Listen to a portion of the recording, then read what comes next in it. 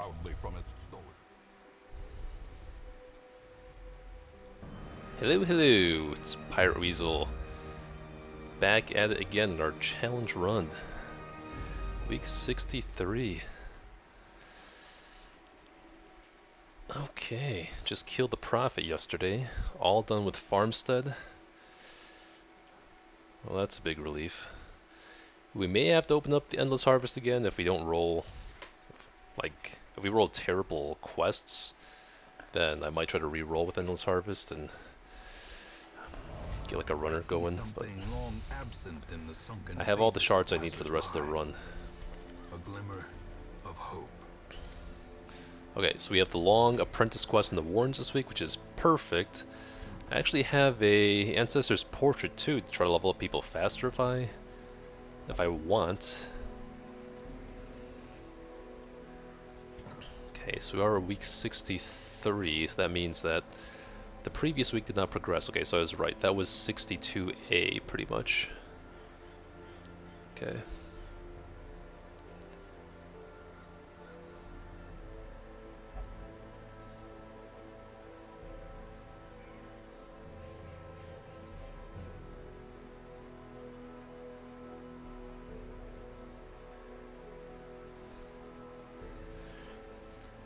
Okay.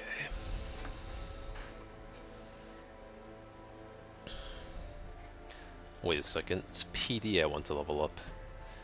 PD and Crusader really, so let's forget the Antiquarian for now and the Bounty Hunter. Even though Mankind Hater is obviously good there. Let me check Resolve level here. Apprentice Long is 4 EXP. So with the Ancestor's Portrait, that'd be 6 EXP. And he's 1 EXP away from level 2, so 6 EXP would give him what?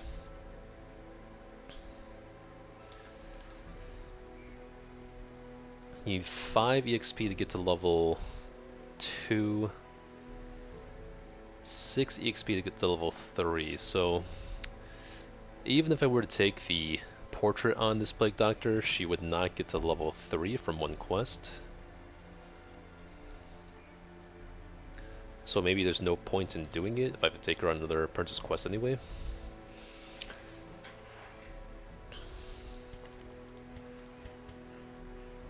So in apprentice, in veteran now I have 1 Vestal, I have the man-at-arms I can use with the Swine King. Plague Doctor's leveled up now, so yeah, I have to rush this Plague Doctor to level 3 in order to use her for the Swine Flesh Flight, which is my preferred strategy. I need the Occultist for what exactly? Nothing really then, because I just did the...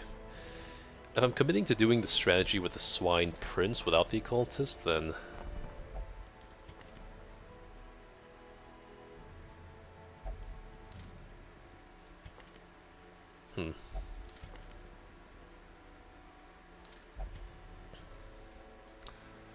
I don't exactly need this. Need to rush this Occultist to level 3 or anything.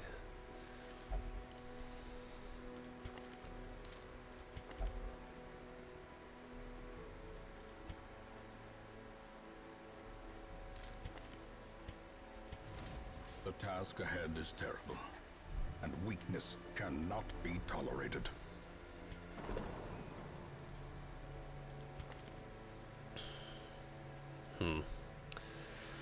This shield breaker needs some work. I need to get Fear of Grip, Weak Grip on Life off, Fear of Eldritch off, and also the Worries. I don't think I'm in a rush to do things with the Cultist. We'll leave him out of the stress ceiling for now. Do want to get these 3 stress heal, I think, though. Although, it's not like I'm really doing anything with these 2 anytime soon. I don't need them for any of the... Well, I do need Arbalest for the boss fight coming up, so she definitely needs a stress heal. Okay, and you are a Meditator. Or just a Witness, okay. So many diseases and quirks going on right now. Grey Rot is fine for the Swine King. Creeping Cough is okay.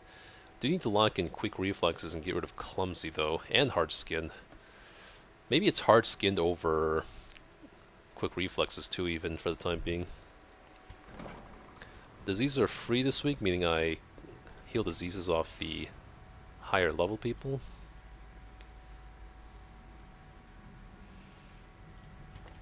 Hemophilia.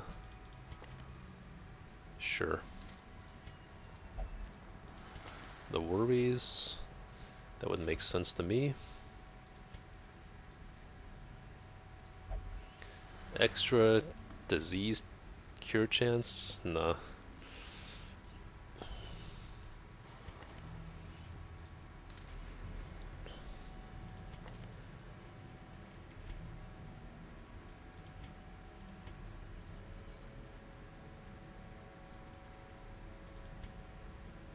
Lurker, it's nice. Yeah, I think it should be you. Any other priorities?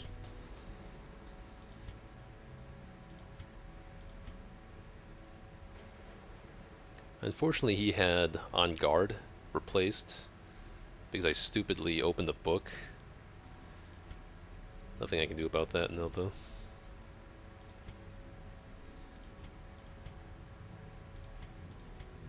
Yeah. I think it's just going to be that... Oh, Ashen should come off too. But I'm not too worried about Ashen as far as the Swine King goes, so... Let me work on this Jester for now. Gotta get Clumsy off, gotta lock in Hard Skin. Those are going to be really... This is going to be a really important quirk. That's very, very good. And so, who do we have left to stress heal then?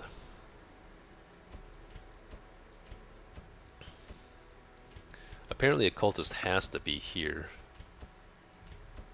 But I could just do these two, because I'm not in a hurry to take a cultist anywhere in particular. Yeah, this heals a little bit more stress for her. He doesn't really need that much stress healing, comparatively. Would be nice to finally get Crusader stress healed too, though, so I can start knocking out some Shieldbreaker nightmares with him. But he'll be at 35 stress next week, and then it's not that bad. He can heal off his own stress. Hopefully Arbalest does not get infected, but I think we should be okay. And then I really do want Shieldbreaker to become stress healed for Wolf. But I do have backup characters for Wolf.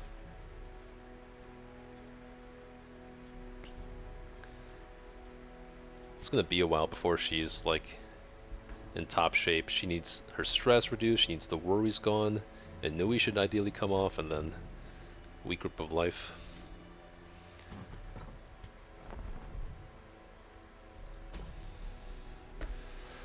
Okay, so I would definitely want to get an Aquarian here, and I can dismiss her next week. Need some stress healing, need to get Crusader to level 3. I need to get him to level 6 for the DD levels, so that's the main thing. Bounty Hunter and Occult is not so much of a priority. Neither is Vestal. So we might as well save Vestal. Well, let's see. How can we do this? We need at least Occultist or Vestal. Could probably do this, because then I do have the Quick Draw Charm for Crusader here.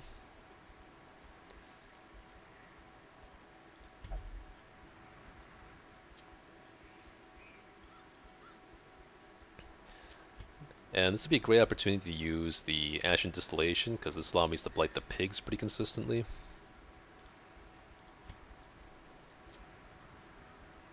Oh, this could be a dodge comp, actually. Might as well go for a dodge comp.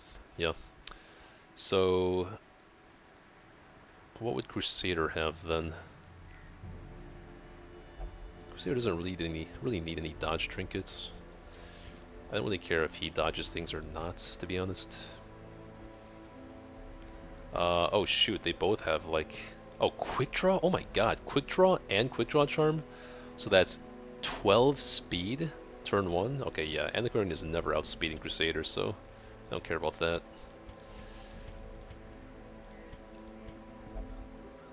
Holy crap.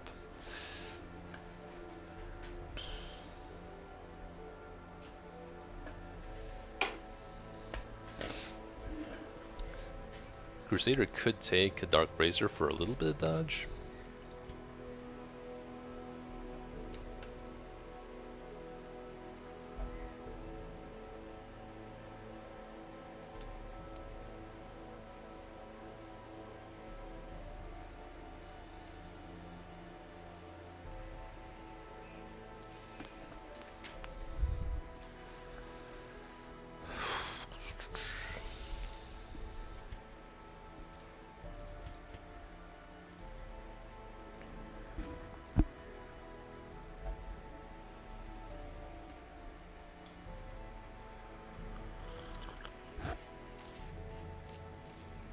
So do I want to sell a Demon's Cauldron too?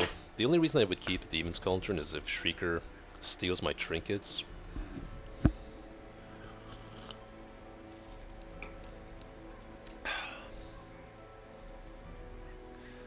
And the Ancestor's Portrait. Maybe this is just unnecessary. Yeah, I don't need to rush anyone to level... I have all the level 6 heroes I need for the champion bosses. I just need to get Crusader to level 6 before the final DD levels.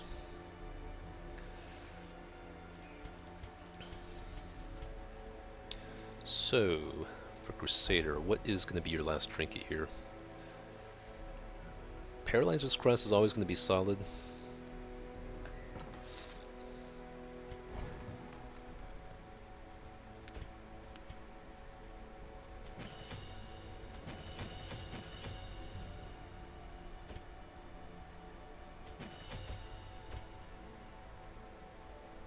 I don't even need Incision when I have this much Blight penetration.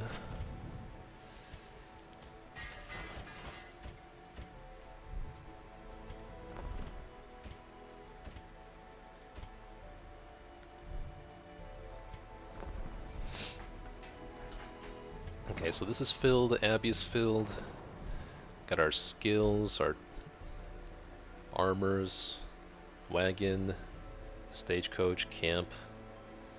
So we're all good here. Just need to decide if this is the... I want to replace any of these guys with a bounty hunter maybe. Do have to get these two to level 6 to complete the quest goals at some point. Zoophobia kind of sucks here, but it's just stress, whatever. It's not accuracy. Fear of Beast is the one to really worry about.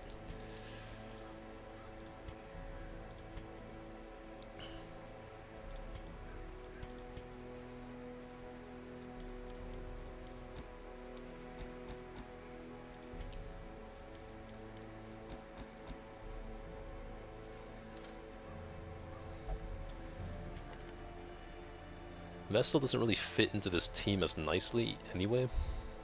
If I want to use the Quick Draw Charm and Crusader, which I do.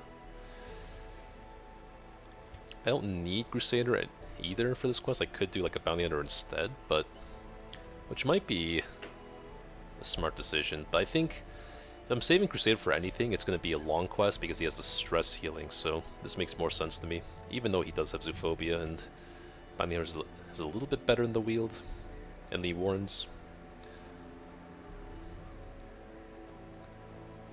But he's really good in the wheel too.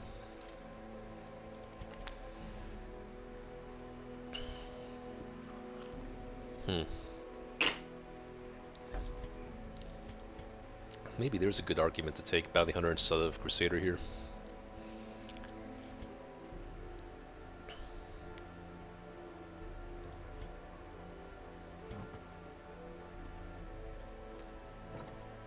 But I have no stress heal.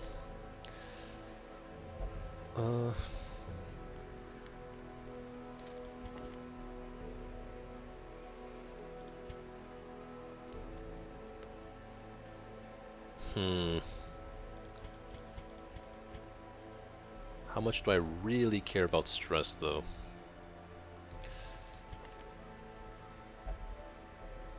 Otherwise, the team could look something like this.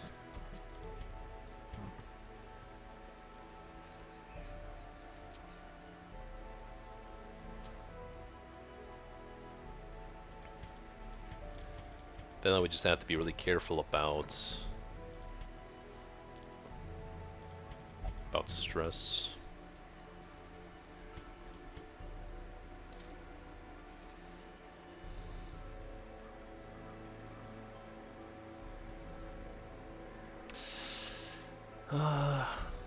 You know, I'm gonna go with my gut. I still do think that Crusader is the better option here. It's more safe. This is a more safe team for a long mission to have some stress healing here. Plus, Quick Draw Charm is going to absolutely annihilate these enemies. On guard Quick Draw Charm. God damn.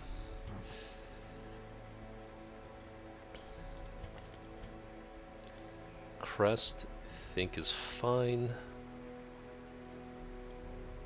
Unless he wants some more accuracy after round 1. But he's level 2. His accuracy won't be as bad as at the start of the game. Feather Crystal still makes sense here.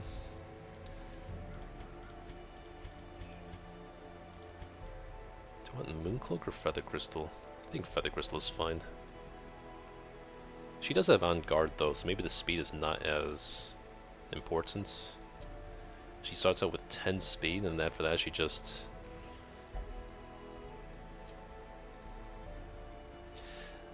Oh, hey Ash. Thank you for the raid. Greatly appreciated.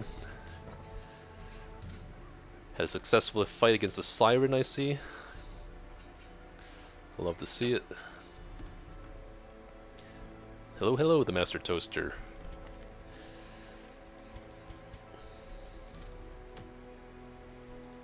Alright, I think this is the team. Always glad to hear it.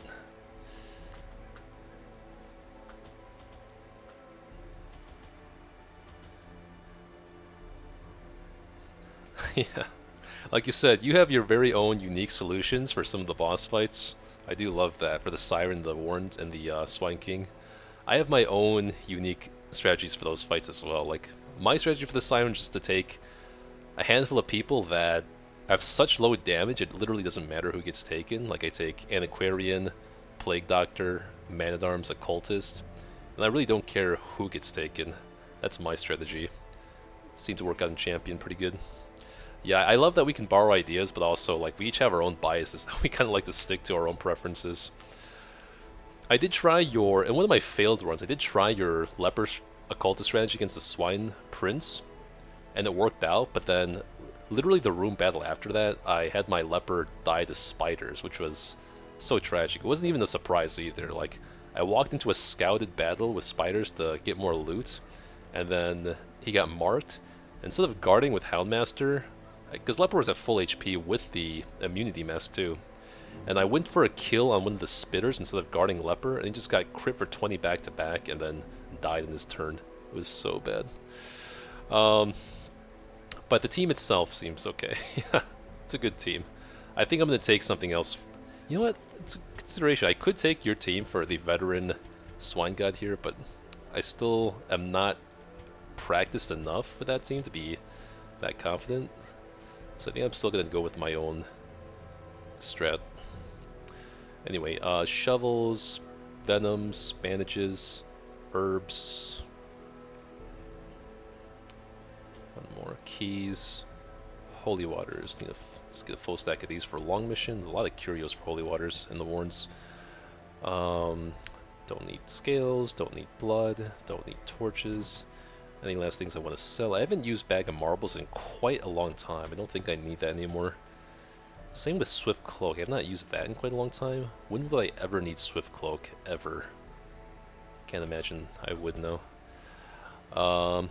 It's been a while since I've used Blood Charm. I don't know if I'm ever going to use Lock of Fury. Again, the only reason I'd have 2 Demon's Cauldrons too is if Shrieker steals one, I can't get it back immediately. Portrait could have some use towards the end of the game. I think I should be good though. Yeah, it is kind of sad. I know, I saw you didn't have the Demon's Cauldron. It's tragic. You don't have the Blasphemous Vial either, I saw, right? But you have a lot of the other good trinkets. You had like multiple, at least one moon ring, a moon cloak, 3 Dark Bracers I saw off the top of my head. The map, like, I guess you had all the Ancestral Trinkets, but yeah, your trinket pool is looking pretty good except for some of the important ones. I don't know if you have a focus ring yet. Oh, nice. Glad you got it then.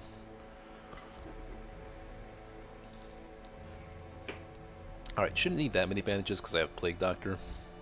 It should be more than enough stuff, even if I run into the Shambler or something. Maybe even one more key? No one has, no one has Plutomania or... Oh yeah, he does have Plutomania, okay. If he has Plutomania, keys don't actually affect Plutomania because, in the Warrens at least, there are no, like, locked cabinets like in the Ruins, so...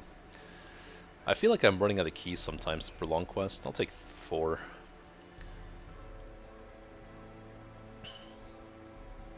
Yeah, I know what you mean, man. Focus Ring is great early when you have no other accuracy trinkets, but yeah, the -8 dodge is it's nothing to sneeze at. It's a pretty hefty price.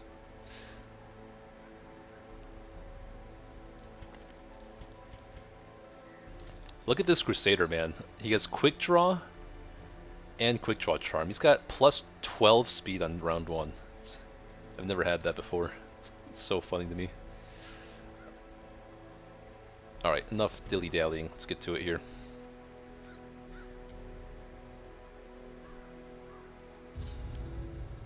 I like Moon Rings a lot, or 10 plus range accuracy, -2 dodge trinket. Yeah, I think I still have that one too. I do have the Vial of Sandash, but I've been going for usually Demon's Cauldron and then the Mooncloak on the Occultist is my preferred lineup. I even have the full Crimson Court set for the Occultist, but I feel like when I look at the stats, I feel like the Demon's Cauldron plus the Mooncloak just offers the best combination of stats for him. I was able to stun the Shambler without the Vial of Sand, just the Demon's Cauldron, so I think I value the protection a little bit, even though it's a bit, the stress is a bit annoying.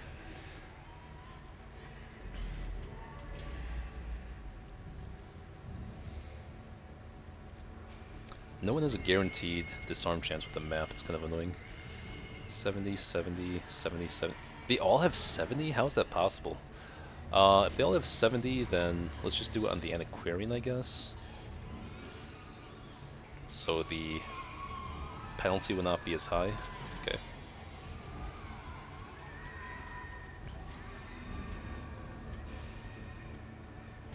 I like to take these high stress trinkets off when I'm walking. Okay, that kind of sucks. She has that.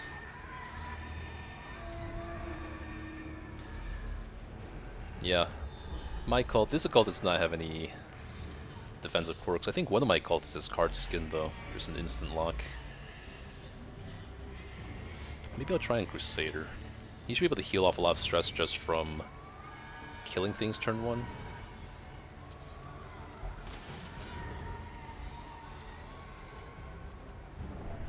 What a short dungeon. All room battles in the Warrens is pretty nice.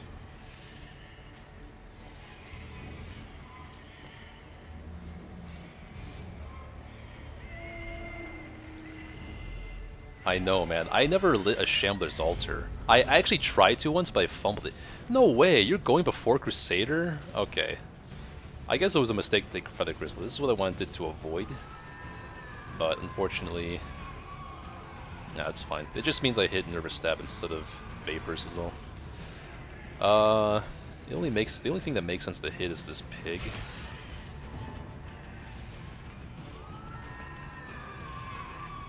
This is basically guaranteed kill. This is not ever, unless I crit. It's a 28% chance to crit. Okay. Confidence surges as the enemy Okay, that was kind of perfect. I always want to stun you. Decisive pummeling. Got mad from the 4th Shambler. I got it from the 1st one, which is nice. Unfortunately, I lost my Ancestor's Scroll in the farmstead, so I need to find another one to get that back. And I don't know, I didn't quite understand what you said when I was talking about my strat selling the Tentacle Idol. Did you say you keep a Tentacle Idol so you can get alternate trinkets from the Shambler or something? I didn't quite understand the response. I am a little bit curious though. Okay, this team is actually not that great for backline reach. Maybe I need to lance twice. But you know what, I'll just put the Blight down and I'll tank one stress hit maybe, or a mark would be ideal.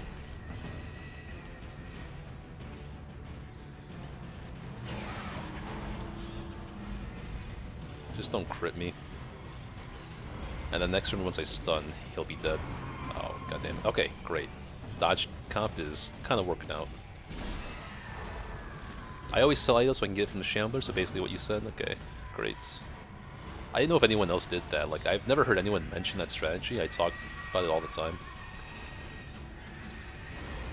It seems OP to me, because once you fight the Shambler in Champion, which is, he's going to come up a lot in Champion, obviously, so it's like...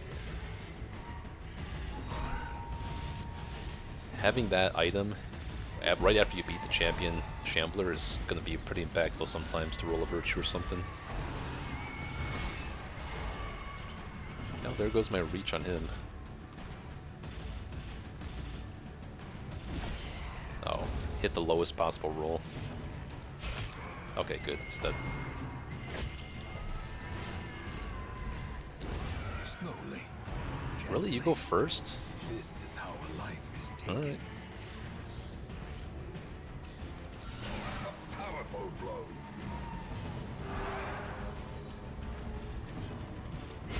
Their formation is broken. Maintain the offensive.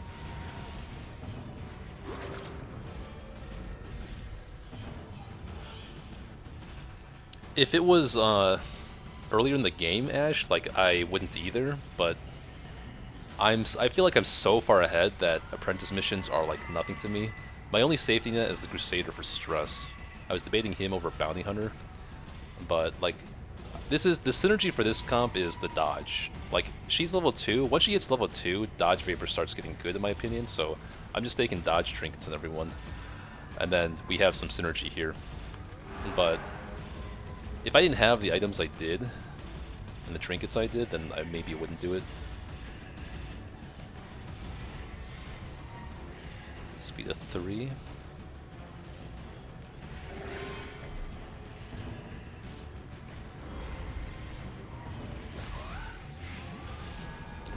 Great is the weapon that cuts on its own. What buildings you got? I got so many buildings now. I first rushed the bank like I always do. Oh, that's a nice scout. No, thank you. I got the... After the bank, I rushed the training... No, I rushed the granary after that. Then I got the training ring for Man-at-Arms, Arbalist, Shieldbreaker, yada yada. And then I got the... Then I went Endless Harvest enough that I got the 2 Endless Harvest districts that are good. And I think I have enough for the Jester district too if I want, once I get to that point now.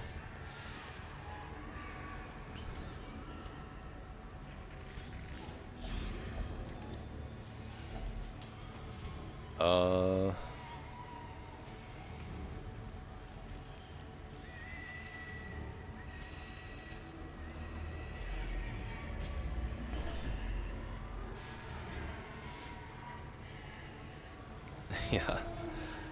And I'm really happy I already took out the Thing and the Fanatic this run, so I always try to get those guys out before week 30, so that... Because I feel like they're the highest luck variance fights of the entire campaign, so I like to get those out of the way before I devote too much time on the campaign.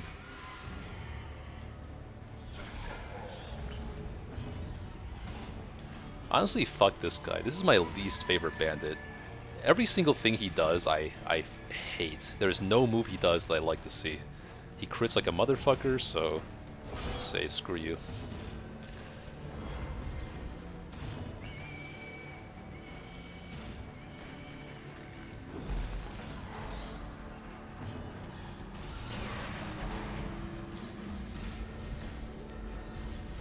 In case you forgot, you have some time. Hit me up, Ash, with the stuff. Oh. Last run I killed the first Thing in Endless Harvest. Yeah, I remember that. Of course, Thing in Endless Harvest is... I feel like Thing is not that bad, except he's in Torchless, because the stress is the main thing. when I fought Thing this campaign, I had so many stress debuffs. I had Vessel use Prey, I had Crusader use the Speech right before the Thing. Everyone still got about 50 stress. It's like stress is the biggest killer in that fight. In Torchless, it's like literally insane. It is bonkers how much stress the Thing does in Torchless.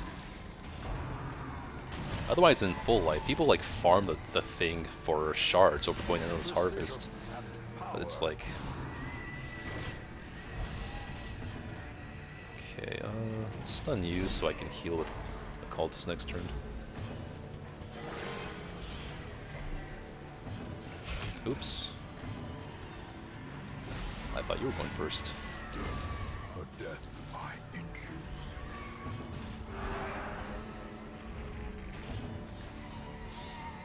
Might as well kill you this turn, though. Compassion is a rarity in the fevered pitch. You are taking more stress in the Warrens, but Plague Doctor says the stress trinket. Perhaps the turning point.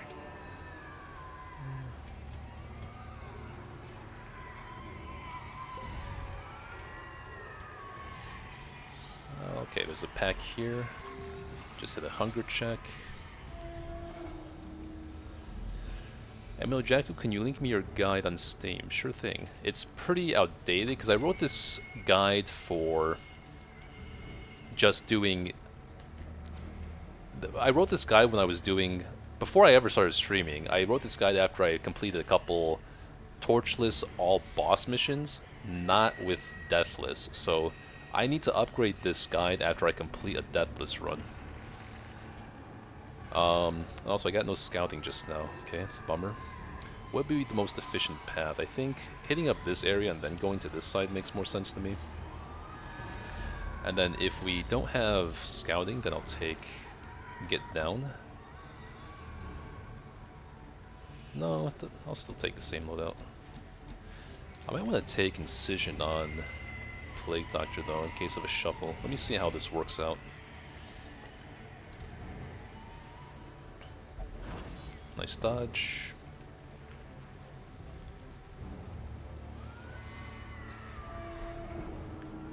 The Antiquarian is a necessity, at least in my opinion, Master. At least for my playstyle.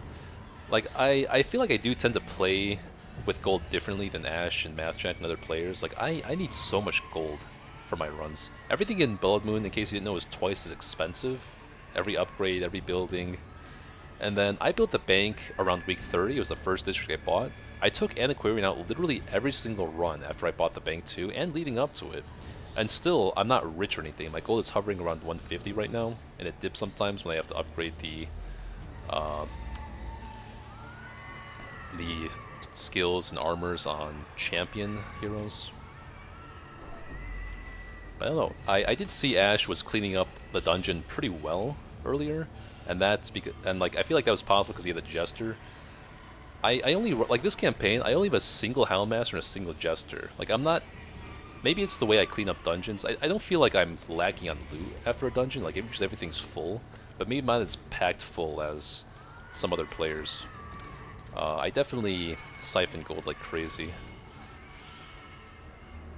So Antiquarian, can't play without her. And I tend to play with her early game too. Like, I'll play Antiquarian week 4, 5, 6 easy. Just to try to get some good luck rolling for a run.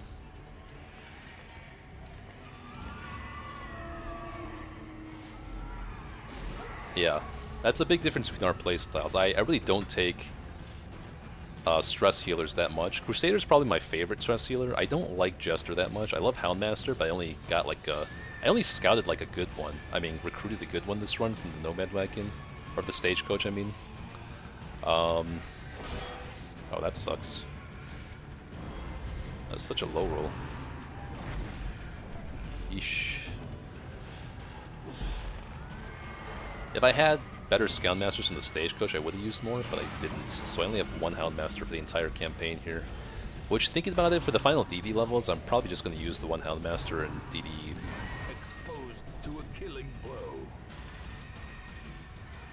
Oh, I was like, what just happened here? Oh, he just rolled before my Plague Doctor's all. Okay, I see. You go first, really? Yep.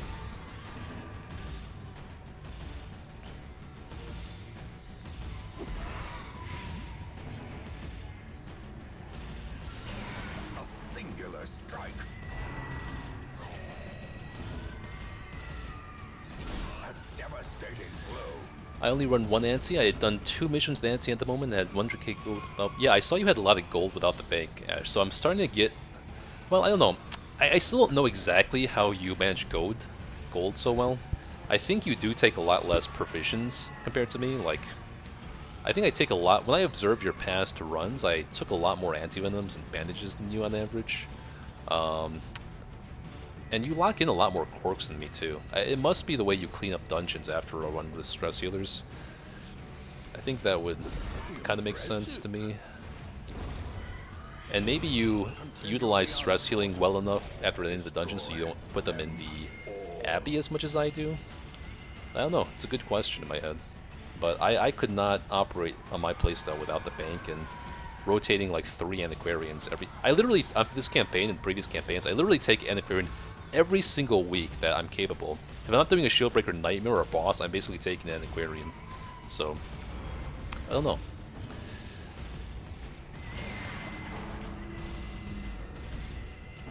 Yeah, I think you also don't I think another thing is like, you along with maybe that guy that did the first Deathless challenge, Adam vs everything, I think you guys dismiss hero, like you don't unlock skills, you don't upgrade skills or weapons, you just like take people out and then dismiss them immediately after. Maybe another thing too. I could be wrong.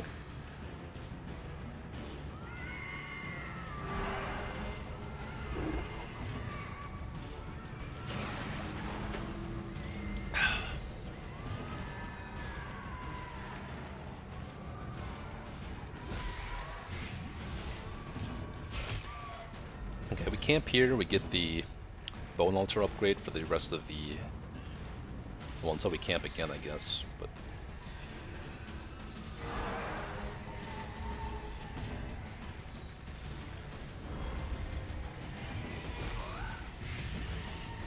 Press this advantage. Give them no quarter. Damn, you were outspeeding my occultist like crazy.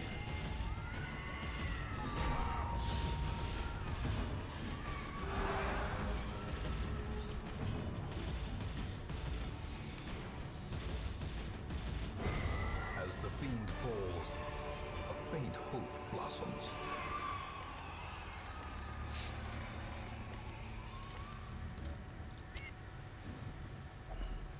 Huddled together, furtive and vulnerable, rats in a maze.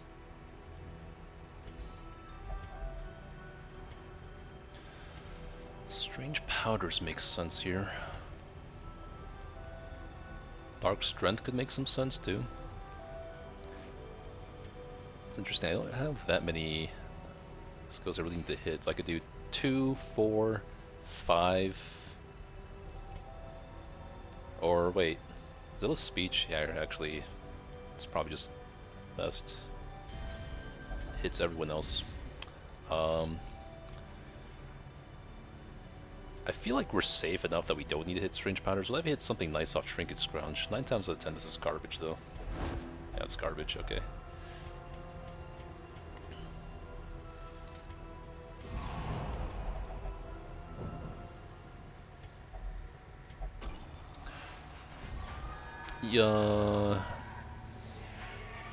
Get most and kick. If I don't plan to use the hero, I might level them to level 2 and kick, because level 1 upgrades with discounts are cheap. I have 5 discounts by week 20 in guild and 4 in the armory. Put my stuck bottom row with gold, stuck top row with heirlooms. Is this enough? That depends on what you need. Yeah, fair enough. I mean, obviously because I rushed the bank, okay, let's remember there's a pile of scrolls here. I don't get the level 1 skills for quite a while from the guild, so that's also a way to save gold. As well, okay, bandage here.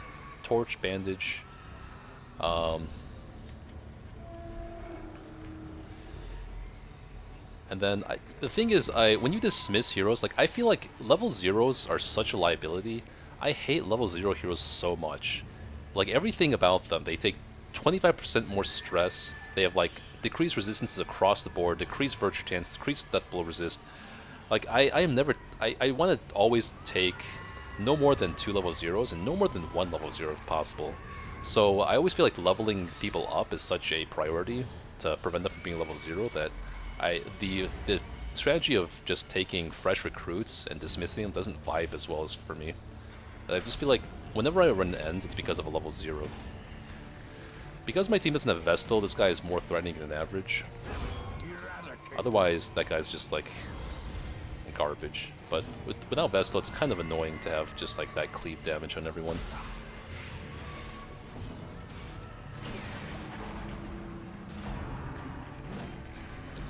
See? Pretty safe team. The dodge strat is pretty solid. Once she gets to level 2 and you have some decent dodge trinkets, people are not really hitting you most of the time. Okay, they're both dead.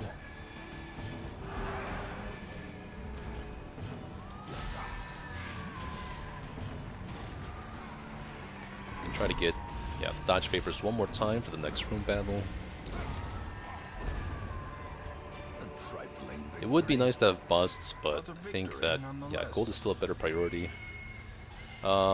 Maybe not crest though. I feel like I want bust more than crest. I really don't have anything left to do with the crests. The Jester Hall, I already have enough heirlooms for. Crests could be used to... I could get the Puppet Theater at some point. Well, I will get the Puppet Theater at some point usually. Or I could use them to convert crests for the Highwayman district and the Vestal district. Anyway, keep. Yeah, it's probably just the bust here. Drop emeralds, they stuck to 2250. I still value it more than the busts. 2 busts over 1400 gold. Okay, that's why I kind of wanted to take Incision in case of the shuffle. This is actually pretty annoying. I don't want to get stunned by this guy. I think it's going to be the priority. And then how am I going to shuffle people back into position here? Getting stunned by this guy would really suck. Otherwise I can move 1 forward and then Plague Doctor has at least something to do. Or I stun, I move Occultist forward 2, and then next turn he lances back into position. I know, it's a little bit difficult. I could have just gone for a kill on this one too. A time to perform beyond one's limits. I think this kind of makes sense, yeah. Wow, she actually got hit. Okay, so you're dead in 2 turns. It's really nice that the... I've gone back and forth on this item. Like, when I first started... When I was kind of like an intermediate player, I really liked this item. Then I was just kind of like, oh, Feather Crystal is just better. But now I realized, after playing with the Witch's Vial that gives 40% Blight penetration, that this just lets me play Plague Doctor and the Warns and the Wield as if like they had no Blight resist at all.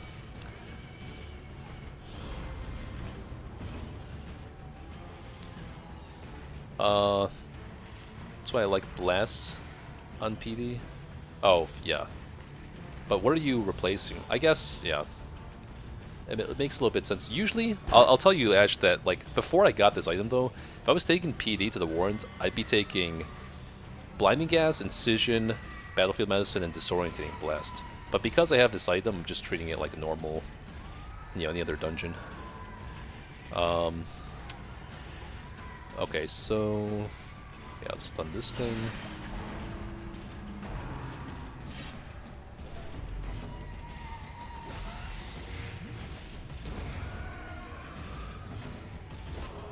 Sucks.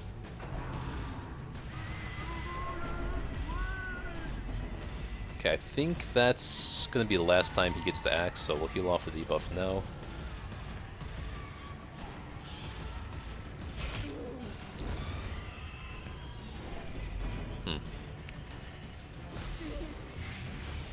I guess we'll stun this guy first then. Oh, well, you know what? There's no guarantee I was going to hit this guy, but it worked out.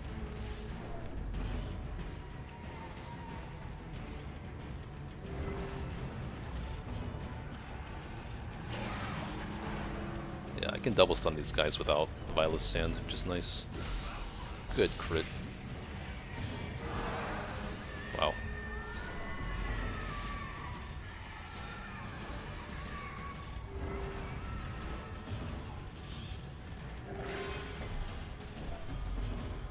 I get a crit here.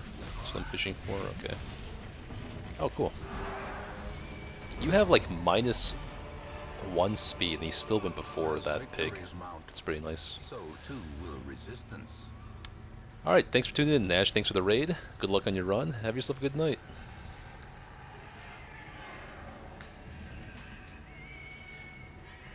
Oh, did someone get disease? I didn't even notice. Bad humors? Okay, it's fine. We can heal that off with our next camp, which won't be for a little bit. What do I want here? I want both deeds and portraits to advance my districts.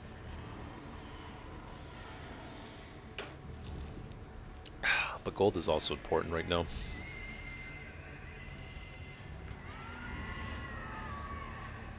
I have, yeah, 2 battles left and all the buffs. Probably just skip this stuff for now. I mean, we don't have that many more rooms. 2 food. It's whatever.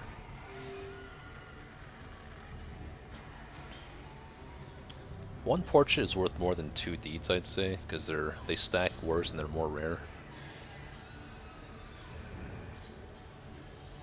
I'll be happy to drop the shovels soon.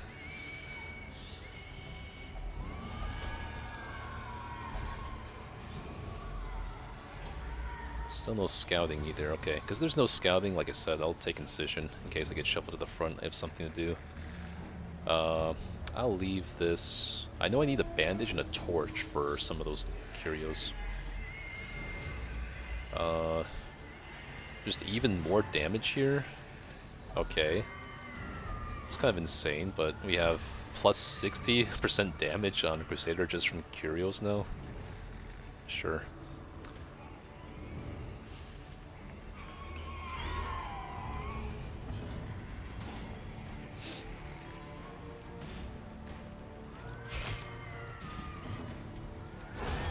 Decimated. Okay, wasn't a crit, so I'm happy. The ground quakes. There's Scorpio Seb, first time chatter. Here for the greatness, you're at the right place. We are well on our way to greatness here.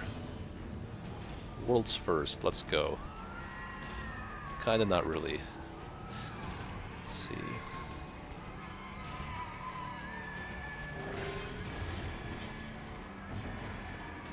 And now I wish I had the other item, the other skill. But that's the trade-off.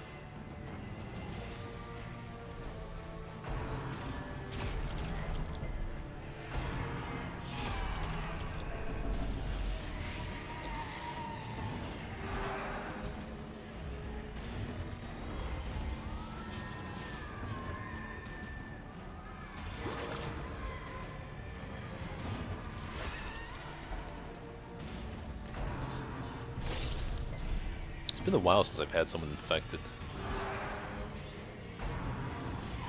How quickly the tide turns. You guys love to crit.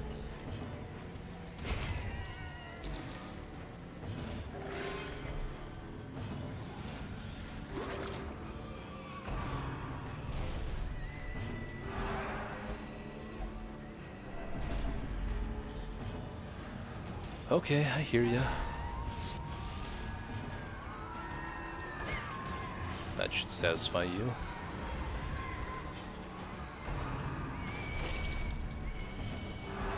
Compassion is a rarity in the fevered pitch of battle. Okay, you're dead in 2 turns.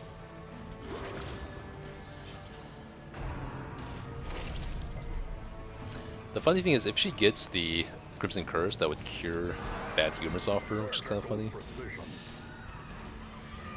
Okay, we could be a room battle soon. Let's get our dodge back up here.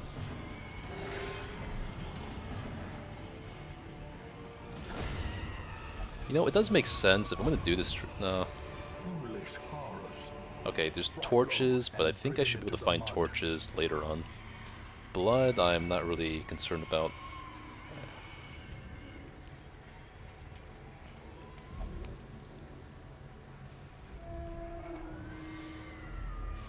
Okay, there's a lot of food. Okay, glad I took Incision this time. Does it make more sense to actually... Moving forward actually might make sense here. That allows our Crusader to lance in front of Plague Doctor, put her in a position to double stun this turn. I think that's the ideal play. Let me actually pop Holy Water too in case something goes egregiously wrong with these two as targets. Boom, baby.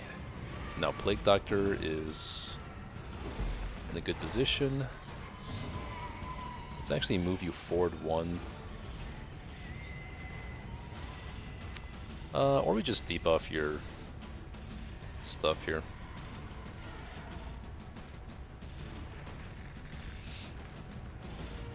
Prevent him from getting a huge crit on any of our guys.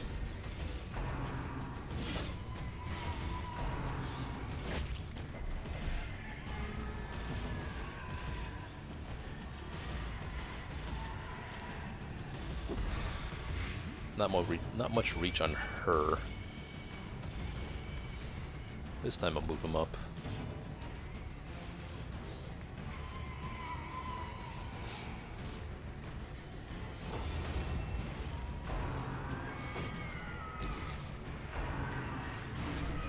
He's taking a lot of stress because of his trinkets, unfortunately.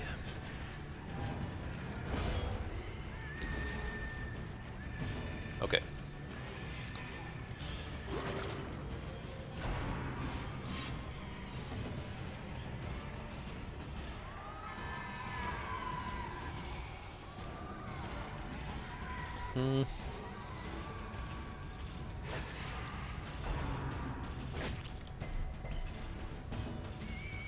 Okay.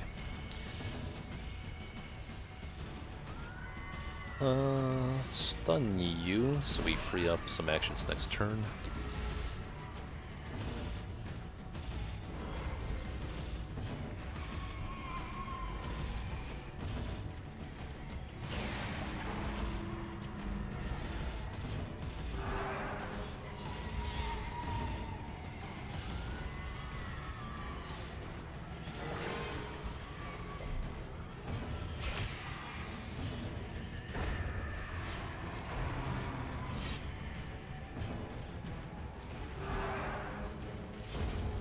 Yeah, it's a really good idea to like take the Crusader over the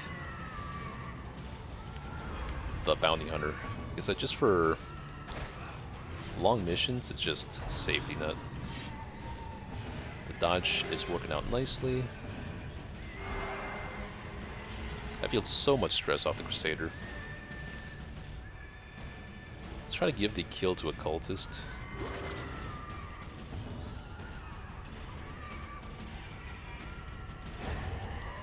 Cool. Still no scouting. Bummer. Obviously not going to need food. I have plenty of food on this table if I ever need it. We have... Okay, the camp buffs are gone, so this could be actually a good time to camp and just get some stuff out of our inventory. We do lose all the buffs on Crusader though, so actually I'm a little bit hesitant to do that. It's got literally like 60% damage until for the remainder of the quest.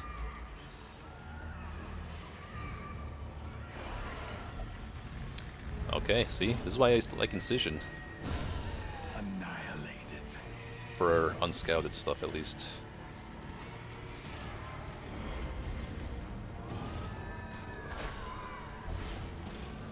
Get him. Such a terrible assault cannot be left unanswered.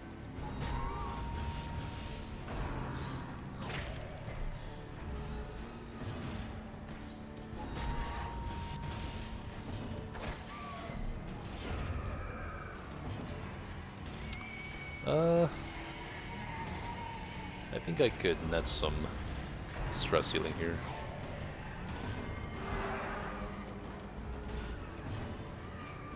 Again, there's a room battle coming up. Dodge could still be good for.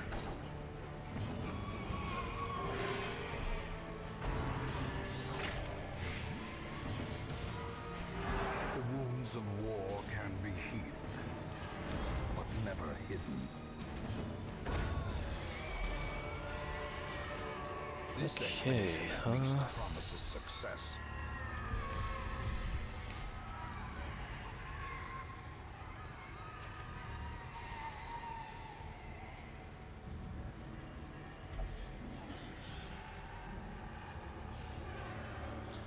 Yep, Crusader is S tier because he is good at literally everything. Especially if you make up for his speed. Like, his only bad thing is the speed, right? So give him, like, literally 12 speed round 1, and you're cooking.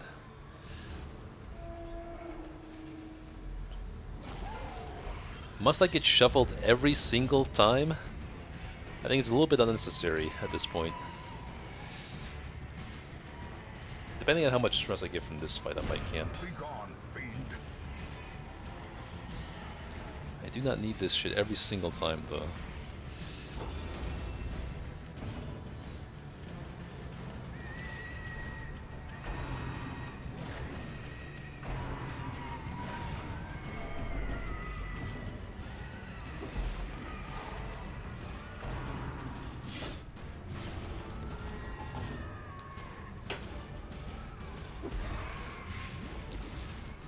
Have not missed a blight on a single pig so far, all because of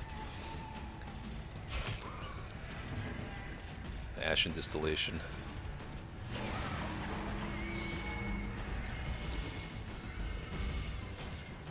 Get him! Destroyed. It's nice to actually hit that, because... Oh, he does have increased accuracy from the Curios too, so... He was... Most of the time he's just hitting that.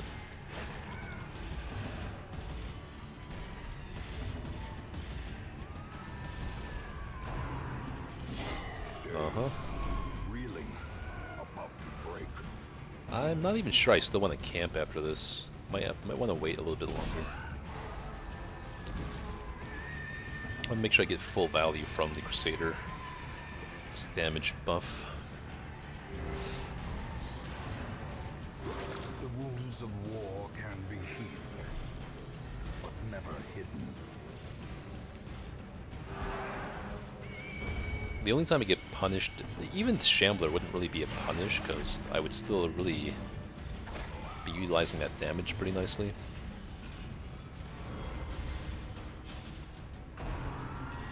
Yep, expected that to miss.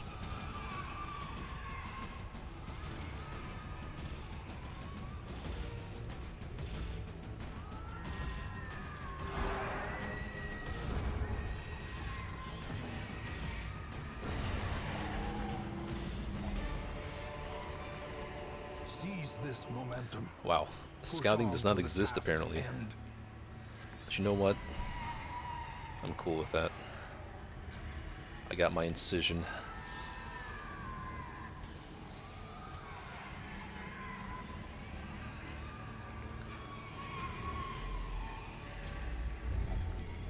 Map? I was hoping for map. I didn't say it in time this time, but sweet. Okay, I didn't go here yet. This hallway is actually unscouted. It doesn't scout the hallway you're in, so it makes a lot of sense for me to just go down here and make my way up.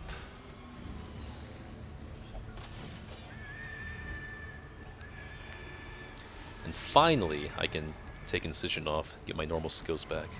We finally have this battle scouted now.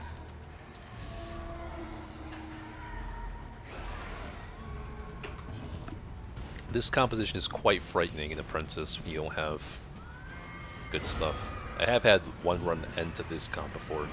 Someone marks, then 3 worms do marked hits against you. It's freaking nasty.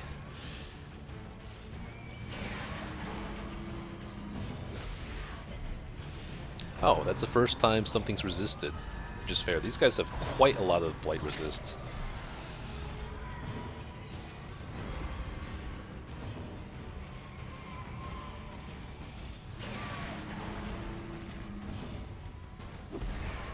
There we go. Okay.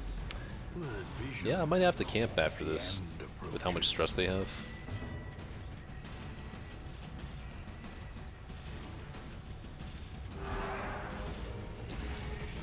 Oh, he's not actually dead yet. Slight miscalculation there.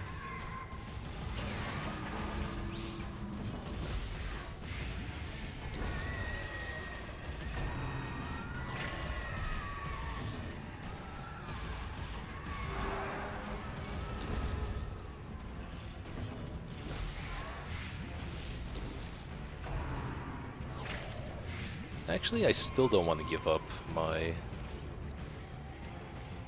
camp buffs here. Or my curio buffs. I'm gonna stick with it still.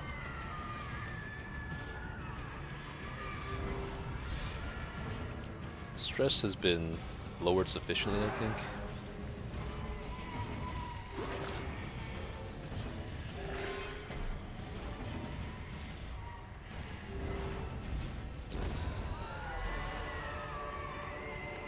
These nightmarish creatures can be felled. Oh, I thought it was They gonna be a can secret room. beaten. I got baited. Alright, so we need a key here.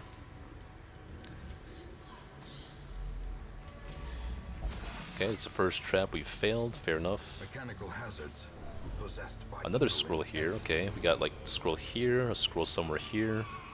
So we're looking for 2 torches. And it might be a good idea to camp here. I don't know. I still kind of want to utilize Crusader's one-shot ability though.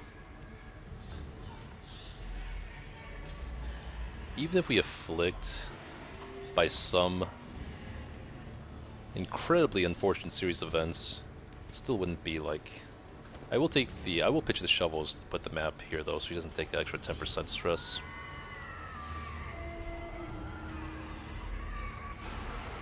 Deja vu. Okay, as long as he's taken care of, we shouldn't be taking that much stress.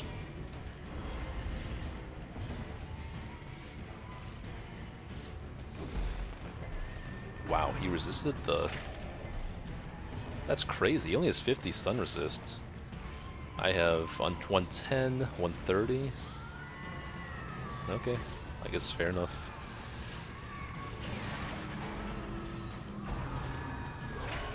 Death waits. Yeah, he knew exactly who to target.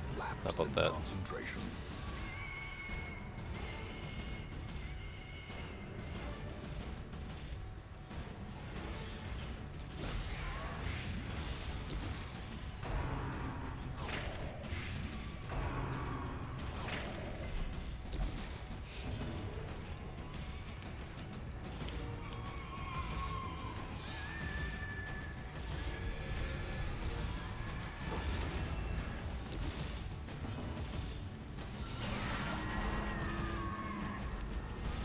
Yeah.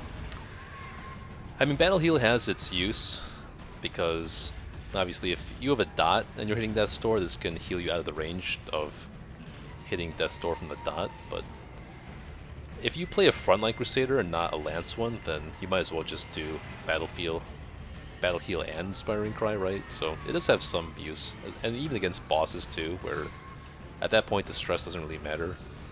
Generally you're just going to take both, depending on the team comp.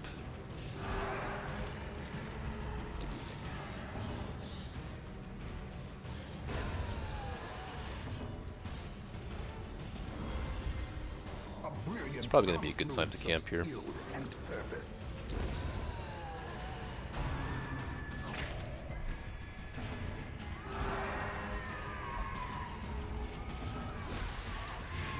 Yeah, I'll just camp here.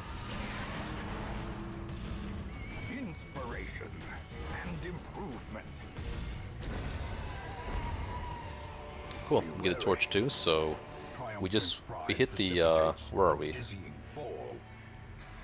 Where was the pile of scrolls? Here or here? I think it was here. Anyway.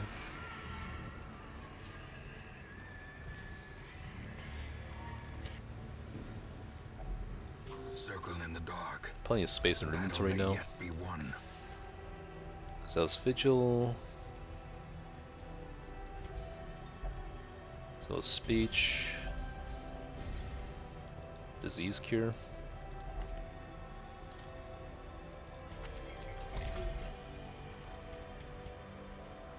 Trinket Scrounge? It's a little bit greedy. Maybe not. Maybe it's not greedy.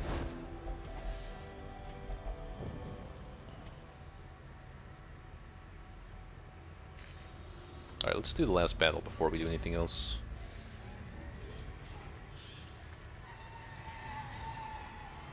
You know what, I might as...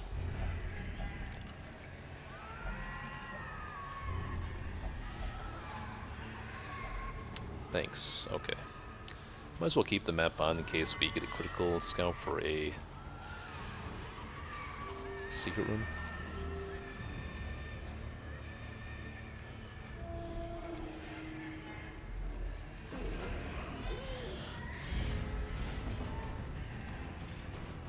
Yeah, Bulwark of Faith is probably one of the worst skills in the game, I feel like. I made the mistake once of my, I think my first or second playthrough of the final boss of this game. I tried using Bulwark of Faith, thinking it just makes sense for that to last the entire battle. Turns out even in that battle, it's kind of iffy, because some of the summons get extra effects when they target a marked guy. So my Crusader kind of got screwed over when they used Bulwark of Faith. It's just such a bad move.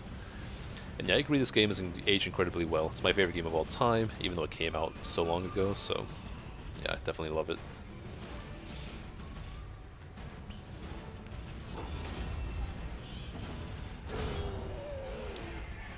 That's what I love to see, baby. Screw this guy for now. I'm just gonna... Okay, good. Now my priority is making sure I end this quest with low stress on everyone, if possible, so I don't have to put him in the Abbey. I can just take him out next week if I have the option. Those crits definitely help.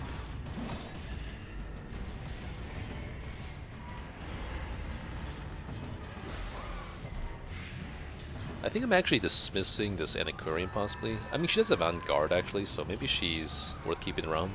I do already have another veteran Antiquarian, though, that I plan to get to level 6, so... I will prioritize Plague Doctor for now, because she needs to go get level to 3 as soon as possible for the Flesh fight.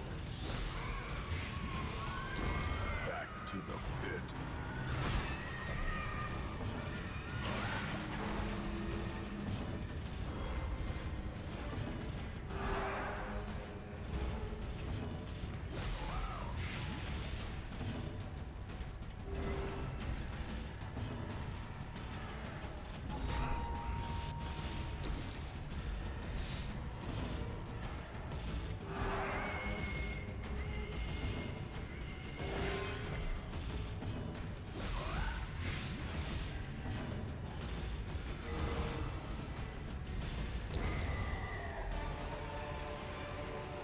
Okay, so I know I need a bandage for at least one curio. I need holy waters, need a lot of keys.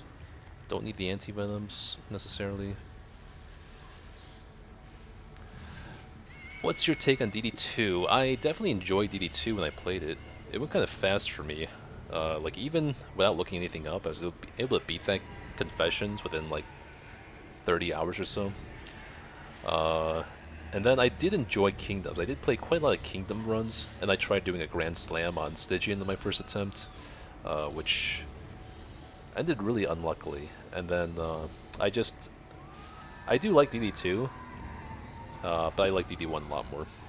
I think DD1 is just a lot more satisfying to play, like a dopamine perspective, from a horror perspective, from like a macro Hamlet overview perspective. I like those aspects of it a lot more.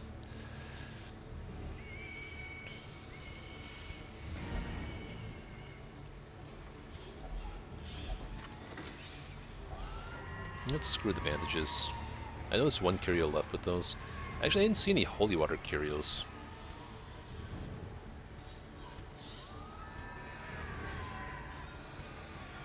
And plus, if there is a holy water curio, she probably just interacts with it anyway because of the quirks, so let's forget it.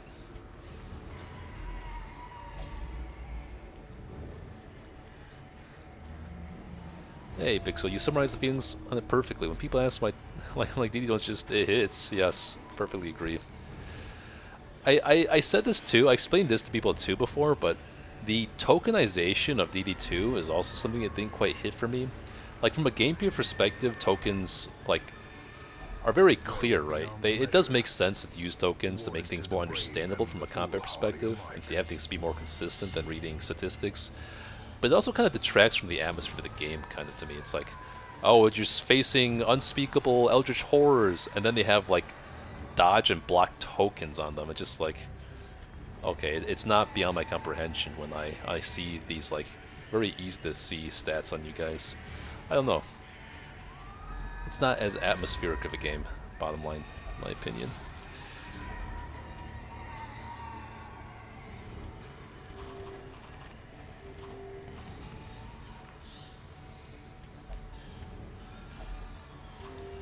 Okay, let me find that torch cure is here, pile of scrolls, and that will allow me to free up that slot in my inventory. And I think this is the last key I need. Obviously there's no more keys anywhere on the map, any chests. It's not like, Plutonian Germaphobe Weak Grip, Mercurial Thin-Blooded Zoophobia. It's hard to say, probably this one. Weak Grip of Life, be nice to get off. Satanophobia would be nice to get off as well. But I don't have to take her to the ruins ever. I'm mostly leveling her up for the Swine Flesh boss. These are actually all pretty nice to take off. Actually, Germaphobe is not that great either. Plutomania I don't really care about. Because I do want to take Crusader a lot in the Warrens, which is the area that needs the most progression. So it makes sense. Hard to say. Weak Grip is kind of scary on a squishy character like a cultist. Germaphobe also affects my synergy with Plague Doctor. Okay, good. Got the scary one off. I don't like a lot of the boss fights in D2. You know what, Stephen? I completely agree with you, and I've said that before too. I do not like there's not a single boss in DD2 that just hits or resonates with me. Like, I hate fighting the Librarian, I hate the Dreaming General, I hate, like, the Fish. Like, none of them have that cool of a design to me. In fact, this goes for all the enemies in DD2 as well. Like, the Flame Cultists are just kind of, like, meh to me. The Fishmen are not as, like, atmospheric as the Pelagic Groupers and Shamans to me. I don't know why, but they just don't hit. They just seem like more generic enemies to me for whatever reason. I really don't like any of the bosses or the... I don't like the cultists either, like the Eldritch ones. Like, the cultist brawlers and witches have some, like, personality. Other things are just, like, generic summons or monsters in my eyes. I don't know. It's weird. Not a huge fan of any of that.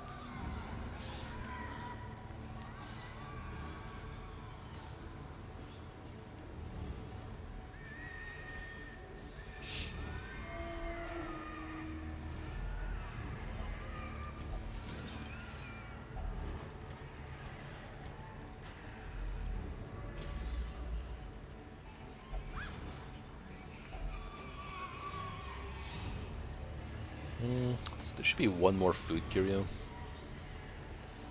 It's worth more than a portrait, though. Or two busts. One portrait's worth more than 2 busts. Even... okay, yeah.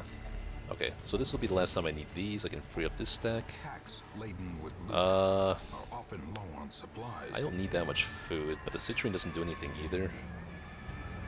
Whatever, it's fine.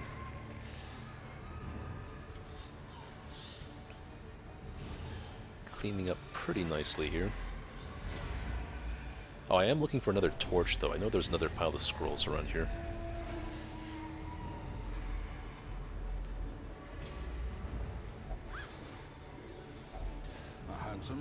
Fair enough. I'm not a big fan of the Fodor enemies.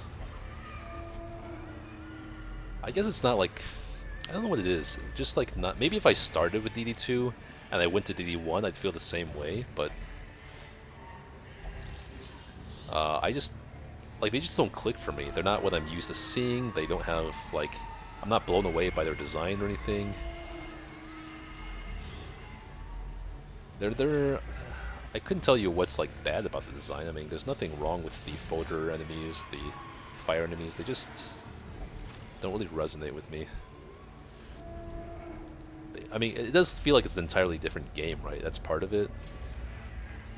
So it's partly the expectations of, like, I love Darkest Dungeon, and I'm going into DD2 and just like, what are these enemies? These are not DD enemies, you know? It's just biased at a certain point.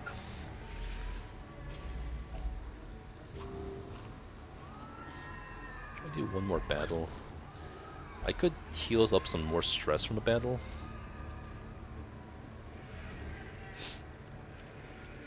I don't remember what this curio is either. I think it was a pack.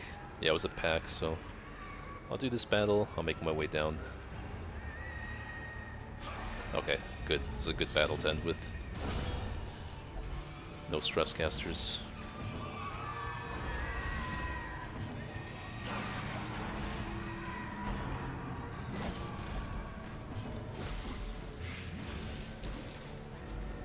DD1 final boss hits a lot harder. Face the answers himself, yeah. Like, I pretty much beat all of the Confessions bosses on my first try.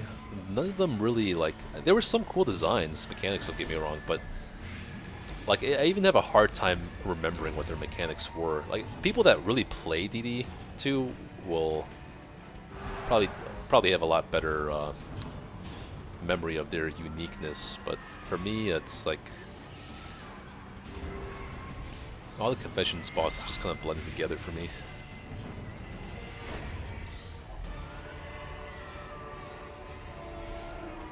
Oh yeah, there's also the final boss of DD1, DD2 as well.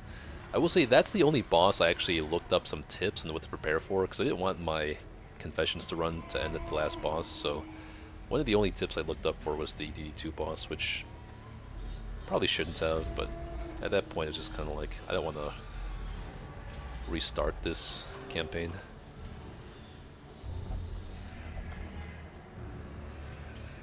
Alright, one last pack and we're out. Unless maybe I hit up these things and see what that curio is.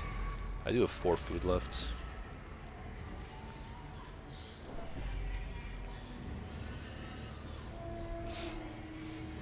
I think this was a pack. No, it was a pile of books, never mind. Don't need that, so let's just get some more gold from these hallway battles I avoided initially. And then maybe we find a torch. Still one of my goals. It's another pile of scrolls, okay.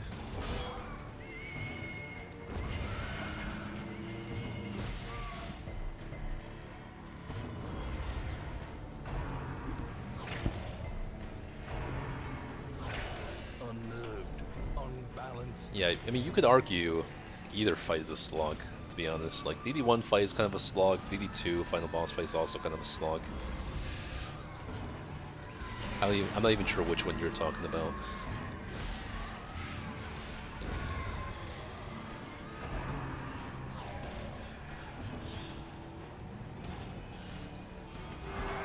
Still not sure if I'm keeping Zendikar. I'm gonna have to check the Hamlet next week to say for sure.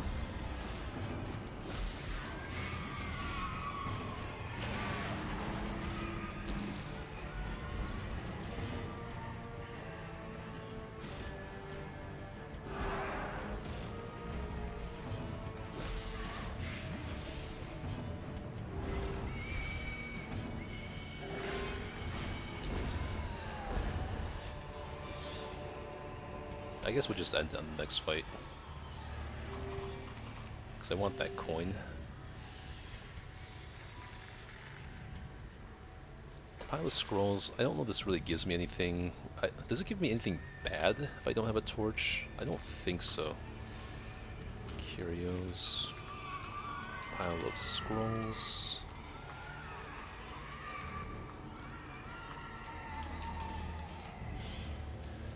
It could give me stress, a random positive quirk, random negative quirk. Okay, so it can't do bad things.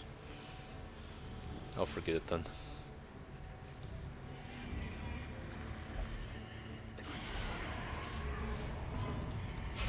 Just need to kill her. Okay.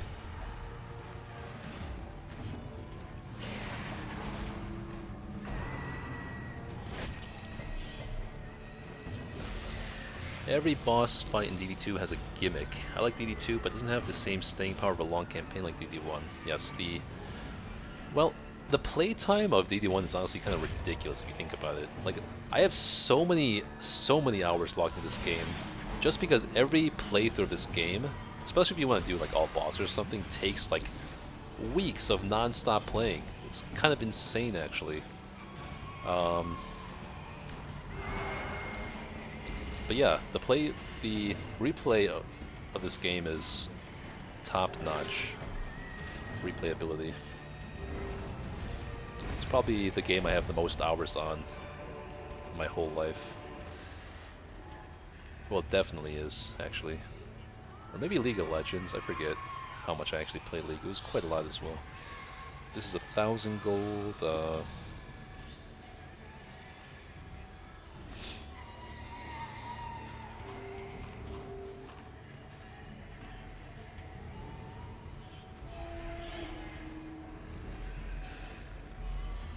okay, we're good. Okay, so should have never happened. we took You are doing just work, PD, ending them. Crusader, Anti-Occultist, Warrens, Apprentice, Long. So ended with 30k on Anti, low stress on everyone, healed, weak grip off Occultist. And again, every quest I go on has multiple priorities.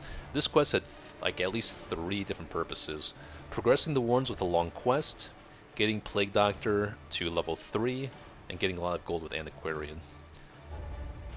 Like I'm always trying to do at least 2 or 3 things with every quest I go on. Twilight Dreamer? Oh my god, I was talking about this. Out of all the people to have Twilight Dreamer on, it's gotta be Plague Doctor's the best one, because she can hit those double stealth shamans in the back row, which you couldn't hit with anyone else. Every time I've gotten Twilight Dreamer on a Plague Doctor, it's always like I've always lost a run, so I'm so happy that I get to try this out potentially on this run. Make note of that too. Got Clotter on the Cultist, Twilight Dreamer on PD.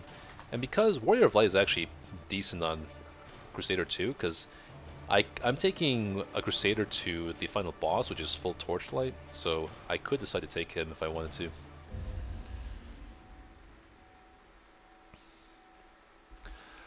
There's not enough room for torches, Topaz. Like, I had plenty of opportunities to pick up torches during the dungeon. I threw away a lot of them, like I could have picked up, but I just expected to find more. I mean, 1 is not that bad.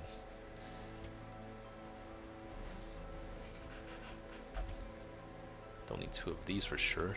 Don't even need 1, honestly. What else did I get? Did I get any trinkets? I don't think so. Okay, so this week, we're getting our gold back up there. This week, I'd say we got about 8,000 gold from the bank. So I'll make note of that. I'm keeping a running list of how much gold I'm making total from the bank. Just doing rough calculations. We're on week 64 now, if I'm not mistaken. Good. What happened in the hamlets? Prayed, no longer paranoid. Good, good. Hard skinned, okay. Nothing bad happened in the hamlet last week.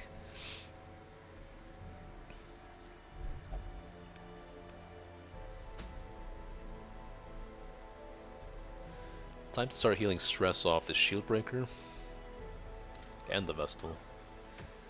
Is it time to do Swine King? Do I have my guys ready for Swine King? Hold on. Sunshine in the Thicket could also be used for the Hag next week. I did say, in my mind, I was planning on doing Hag after I got enough for the Highwayman District, which gives plus crit to everyone. Plus 4 crit, but maybe... Okay, we'll consider it. We'll consider doing this quest to prepare for the Hag, but we could also just do the Swine King now as well, I believe. So we have Shieldbreaker, Man-at-Arms, Vestal, and Arbalest. So this is my comp for Swine. This is not normally my comp for Veteran Swine King, but this is the comp I take for Champion Swine King usually. But it should be good here as well. And then I said, okay, Luminous versus On Guard. I actually think Luminous might be a little bit better than On Guard because it's like throughout the entire round, throughout the entire fight. I don't even know if I want to keep 2 Antiquarians on my roster at this point. Ooh, wait a second. Whoa, these 2 level 3s? Maybe.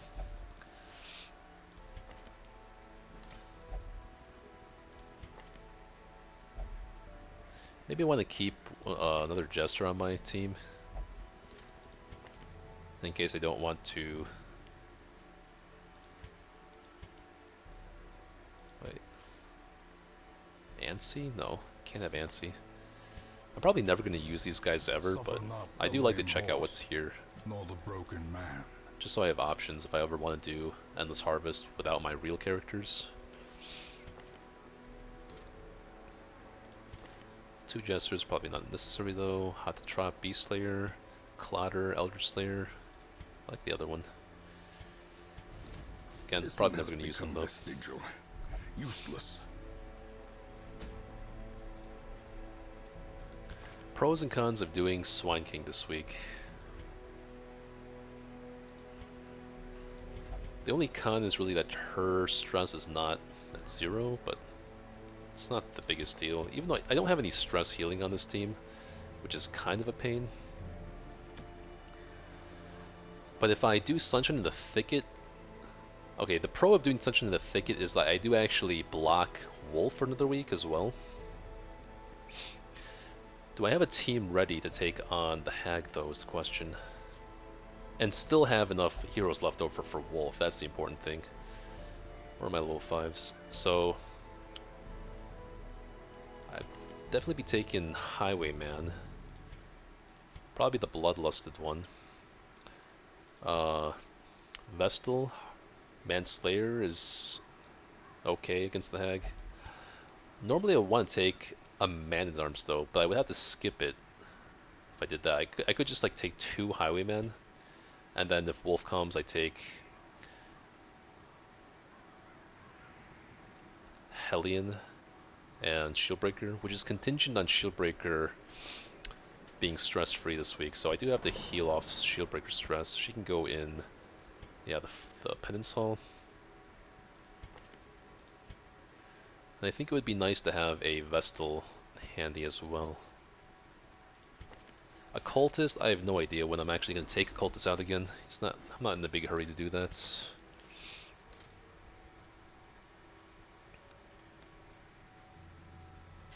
Good evening, Projectile Comet. Thanks for tuning in.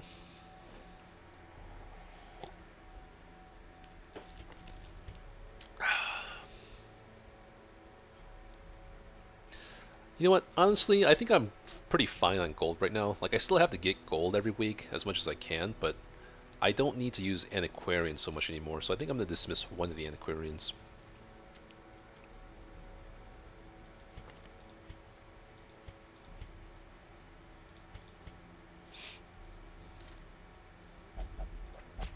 Okay, committing to that. Any diseases? Jester has a disease. Also, okay, we just locked in Hard Skinned. Creeping Cough could be kind of impactful.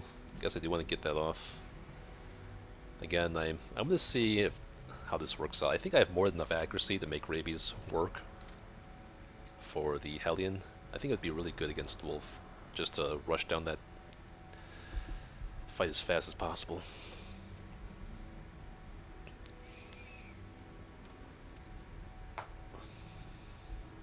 I'm healing Creeping Cough this week. What am I doing as far as quirks then? Because I do need to lock in some other stuff on Jester here. Get rid of Necromania, lock in Quick Reflexes. And this would be the perfect Jester for DD2.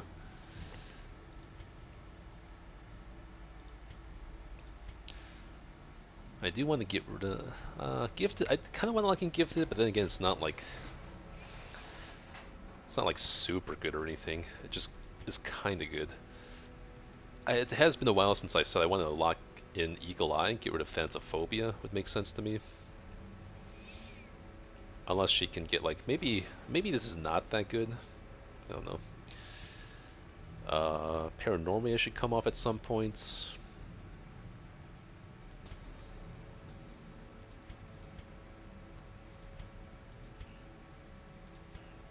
Lazy Eye should come off at some point. Dark Temptation, Luminous should get locked in. I'm even considering taking Ash's strategy against the... Well, I don't think so. I think I'm just going to go with what I'm used to. I've specifically leveled up Man-at-Arms so I could take him against the Swine God. I think this team is pretty safe. The only thing is stress getting into getting to the Swine God might be a little bit difficult. It is worth noting if I do take Leper here, it blocks Fnatic. Fnatic can't spawn when you're doing a boss dungeon, just something worth noting. So again, it's between these two. Sunshine in the Thicket and Swine God. Sunshine in the Thicket locks me into doing the Hag next week, which means I'm not going to have the Highwayman district for that, which should be okay. I'd probably just take double Highwayman for that fight and maybe a Hellion. Usually I take Hellion. If I am taking Hellion though, she will not be available for the Wolf. But Wolf...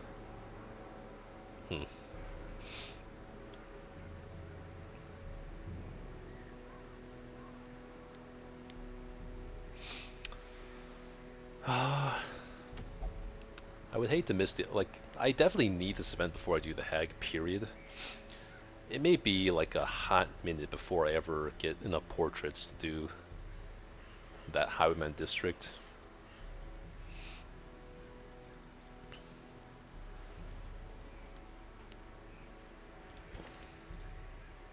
Let me play around with items while I think here. Okay, it's good that she has speed. I actually want Arbalest to be as fast as possible, because if she can't outspeed the other team members, she's not able to clear off stuns. So I wrote this in my notes to myself, but I was thinking of using Instruction on Arbalest during camp, just to make her speed even faster. That would guarantee clearing stuns. I even have like Hard Noggin though, which is nice. So I'd want the map, or maybe the map would go on Vestal. Then Man-at-Arms just needs like some accuracy, some protection, ideally no stress. Maybe the Cleansing Crystal. Or wait, no, I could just take the Mirror Shield on him. That's what I got the stuff for. Shield Breaker, I want more damage. I am fine with taking a Moon Ring. Maybe Dark Bracer. I think she should be pretty safe. It's only Veteran, but we have a guard, and she has Serpent Sway. I want as much damage on her as possible.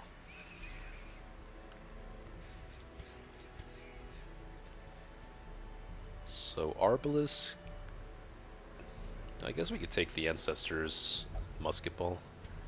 She doesn't really need much accuracy. Could even be Feathered Crystal for the extra speed.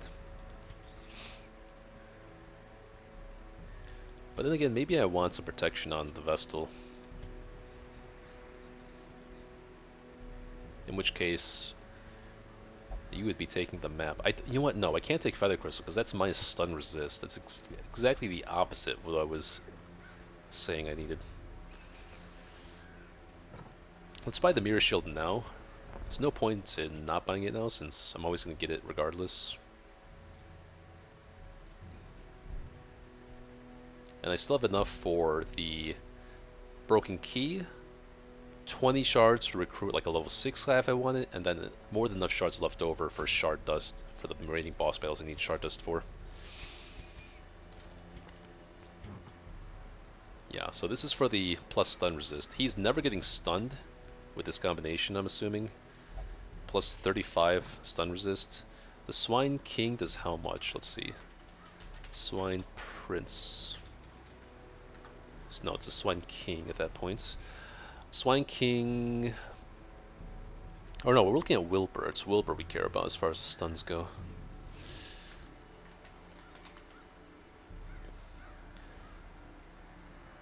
Wilbur only gets one action a round. It's kind of hard to believe. Wilbur...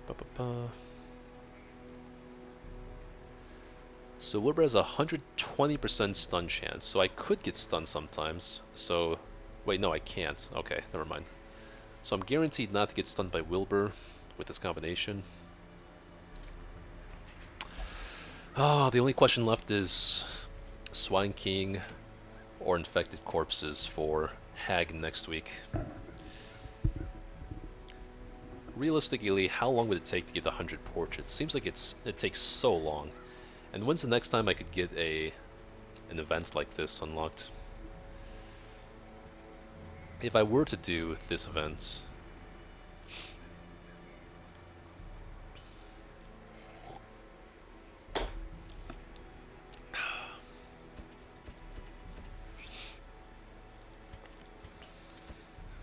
Flagellant, Antiquarian, Wheel Explorer, yeah, it'd be this Antiquarian. I just got a level 3 Crusader.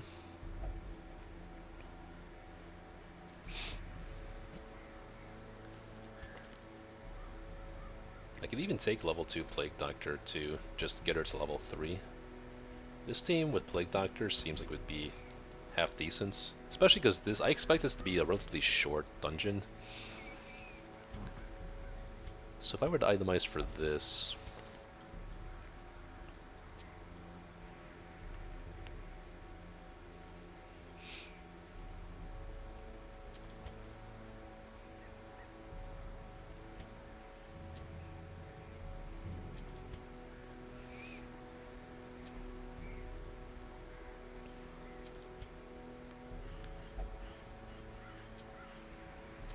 I'll do something like this. Maybe I have enough stun chance to just do more damage and accuracy.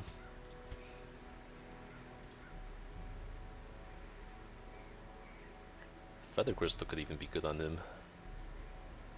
But no, I like the fact that he can tank marks like this. Yeah. Even though I have I'm only enabling Musketeer because it's part of my definition of all DLC. If you don't have Musketeer, how can you call it all DLC, right?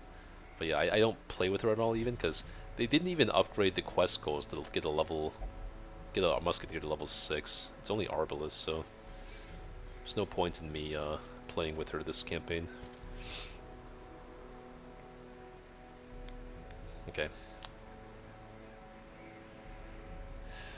Oh, not gonna lie, the idea of doing Hag next week makes me pretty damn nervous. And I would be taking a double Highwayman comp. Okay, let's see if we need to cure any quirks off the Highwayman. Perfectionist, Hieromania. Not really. Vestal. And Hellion.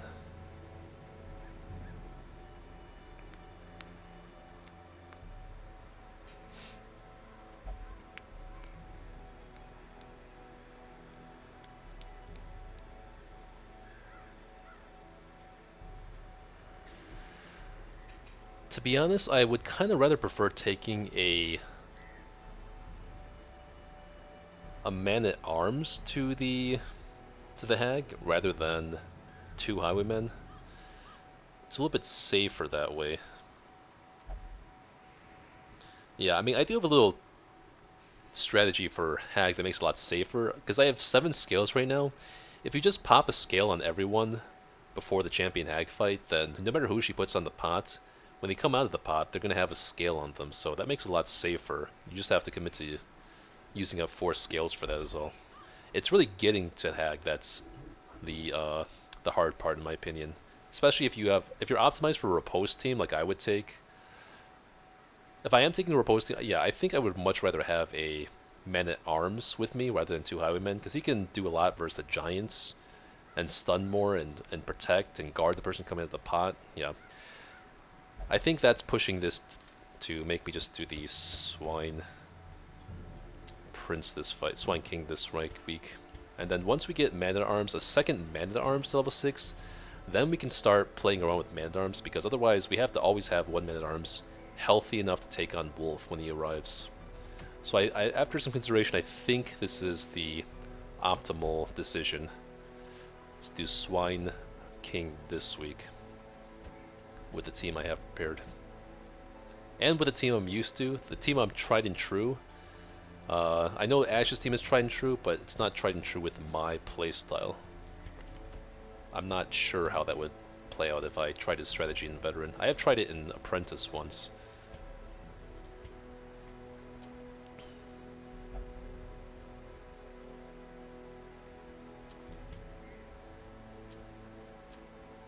Oh wait, what am I doing? Oh yes, thinking. I was thinking this too the other day. Spectral Spear Tip is so good on Shieldbreaker, but what if she misses because of this and attacks Wilbur? That would be devastating. I think this is the one fight that the first time I ever even considered this, but I am not taking Spectral Spear Tip versus the Swine King or any of the Swine fights. It just seems like you're asking for trouble.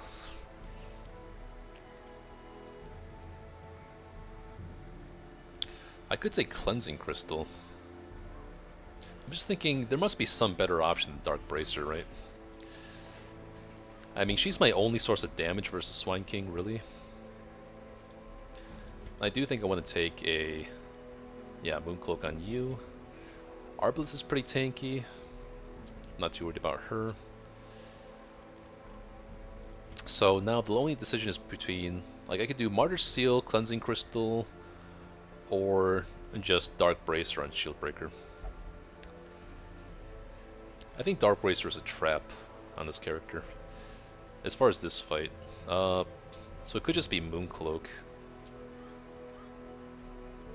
Again, I don't have any stress healing though, but then again, it shouldn't be a really far walk to the bosses and the warrens on average. I think Mooncloak would be the safest option, I guess. Okay, anything I want to sell? I'll keep everything, I think. And then, let's think about these recruits here. If I take this Abomination, I can skip getting the level 2 one. So we have Eldritch Slayer, really that's it. Fear of Mankind, Haramena, a couple of these are all really bad. We have Manslayer, which is arguably just as good in my opinion, because it hits the Warrens and the Wield. Slow Reflexes, not great. Hagiomania, again not great. Dipsomanias, whatever. Phangophobias, whatever.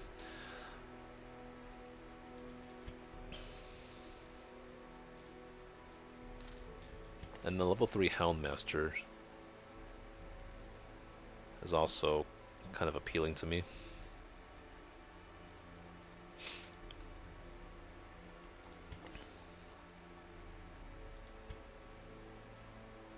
Would I really give up this On Guard and Aquarian? That was the question.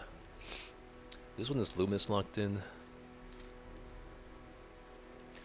Like I said, I think I'm pretty good on gold. If I'm taking an Aquarian, I'd rather it be in Apprentice.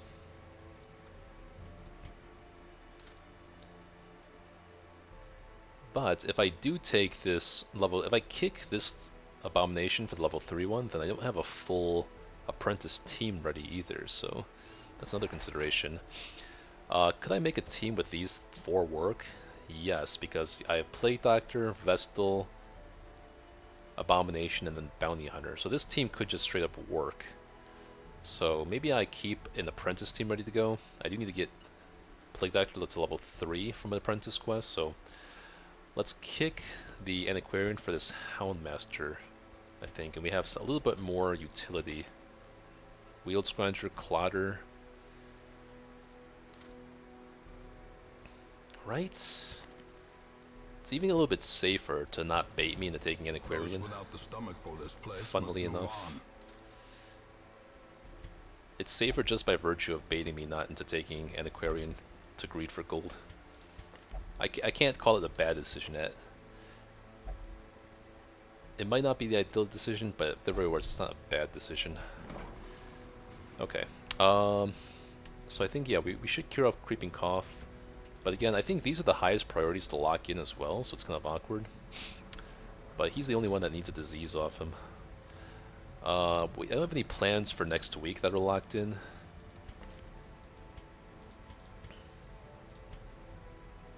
Let's take a look at the lower. Do any of you guys need attention?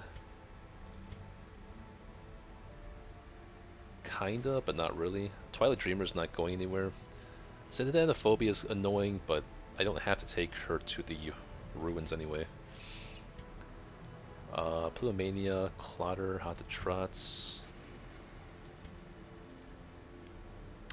I kind of want to get Fear of Beasts off, because if I'm taking her anywhere, it's a lot of times it is going to be the Warrens.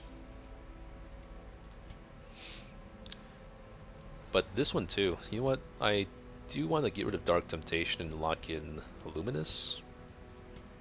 Because I am taking this guy to level 6. Might as well do this for the cheaper guys.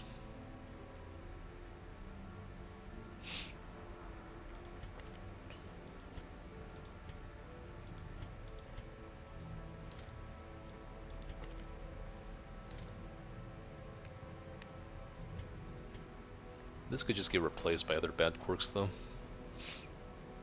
But it's the most annoying one right now.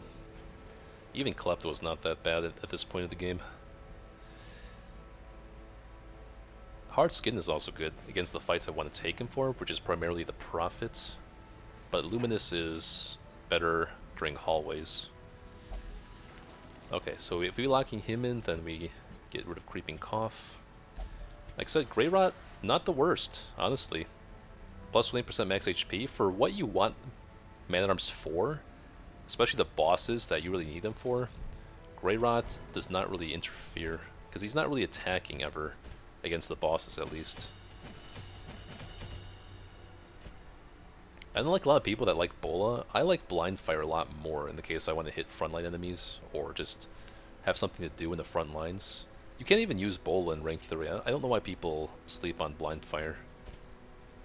It's not a great ability, but you can use it from any rank and hit potentially any rank. It doesn't hit corpses either, so I think it's pretty decent. And plus it increases their speed for the next battle potentially too.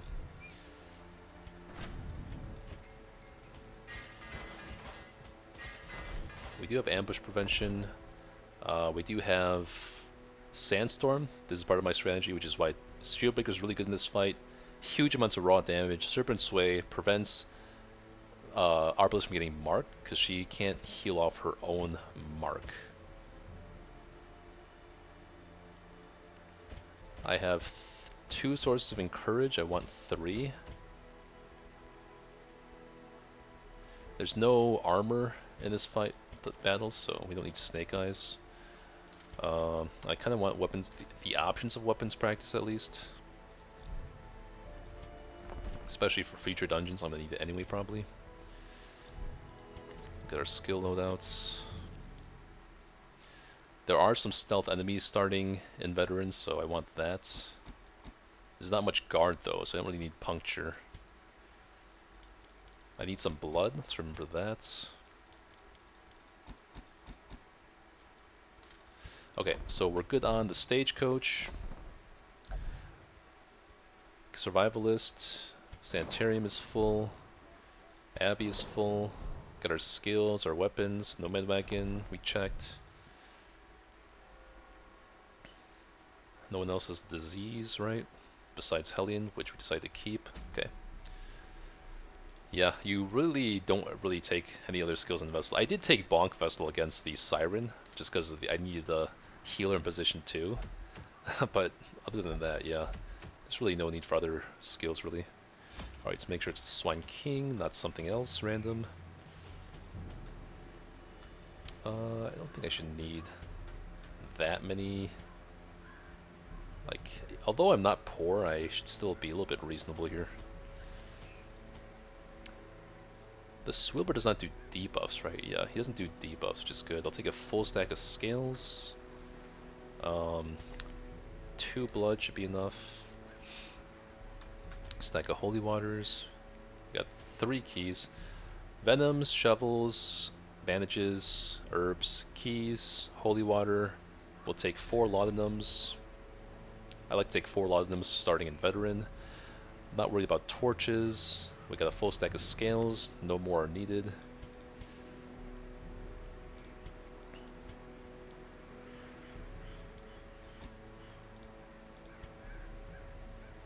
Anything else we want to sell? Sleep Bracer, I'll keep it around just cause why not?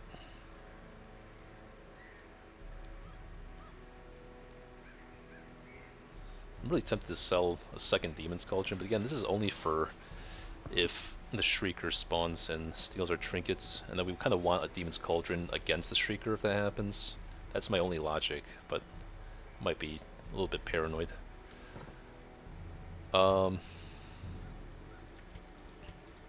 One last look. Am I going with this loadout? I think Surgical Gloves makes most sense. He does have a quite low accuracy now, though. Maybe this is not enough accuracy. But I don't want to put Moon Ring on him, nor do I want to put Focus Ring on him to lower his dodge. It could be Toy Soldier, but then he's really lacking accuracy. I think this is fine. Okay, enough stalling, let's get to it. Alright, B, let me rest my eyes for a minute. And the results disappointing. I soon found, however, that the type and condition of the host's meat was a critical factor. The best results came from pigs, whose flesh is most like that of man.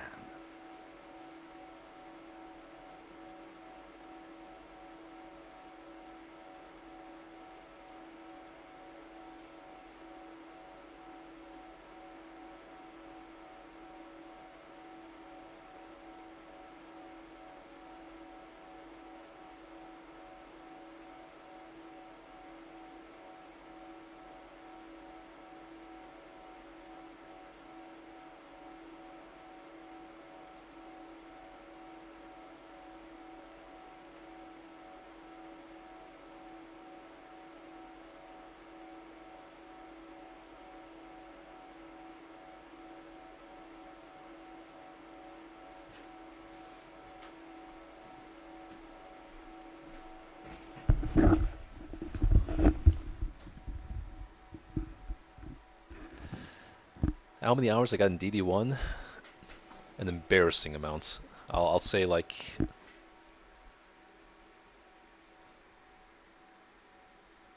I'll say it's over 1,400. That would be so bad. What were you talking about, Pixel? I'm curious. A nameless abomination. A testament to my failures. It must be destroyed. Oh, we didn't get the scout. Okay, it's always going to be in this corner. Might as well go here for more scouting options. Since it's unscouted, I also kind of want to take Puncture instead of Impale, because that's the only move she can use from rank 4. No Shambler. Okay. This is why I take the Laudanums, by the way, especially because we don't have any armor piercing. Or I mean, we have armor piercing. We don't have any stress heal built into the team besides a 50% chance to lower 3 stress, which you can hardly call stress healing, I feel like. Let's be extra safe with Serpent Sway. Aw. How much damage did that do to her? 4 damage? Oh, surprising.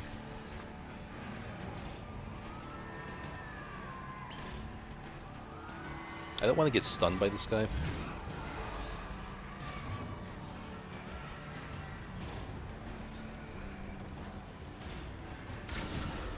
Musket Ball is nice. A devastating blow.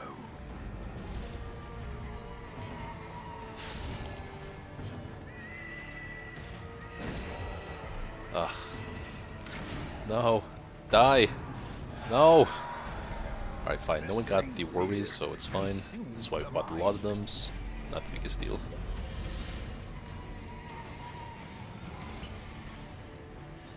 Normally I would Bellow here, but I actually kind of want to heal some stress off the Man-at-Arms by killing.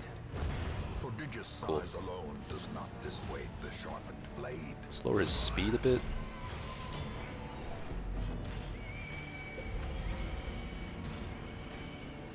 It's sad that he's out of range to be stunned by Man-at-Arms because he resisted the pull.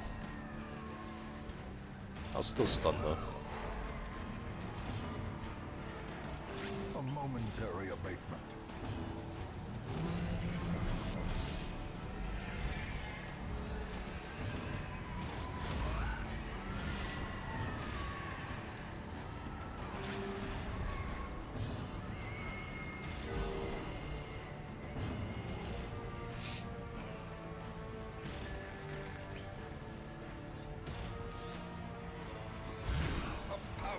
Nice. Okay, so now we get Serpent Sway up to increase our speed for the next room fight. Compassion is a rarity in the fevered pitch of battle. Okay, great. This expedition at least promises success. I guess it makes more sense to keep the torch for Curio. Probably never keeping Onxes. I don't really like Onxes at all. You never find enough of them to make it worth it. But then again, what are the odds I'm going to get a torch Curio and not have any torches on the way back or something?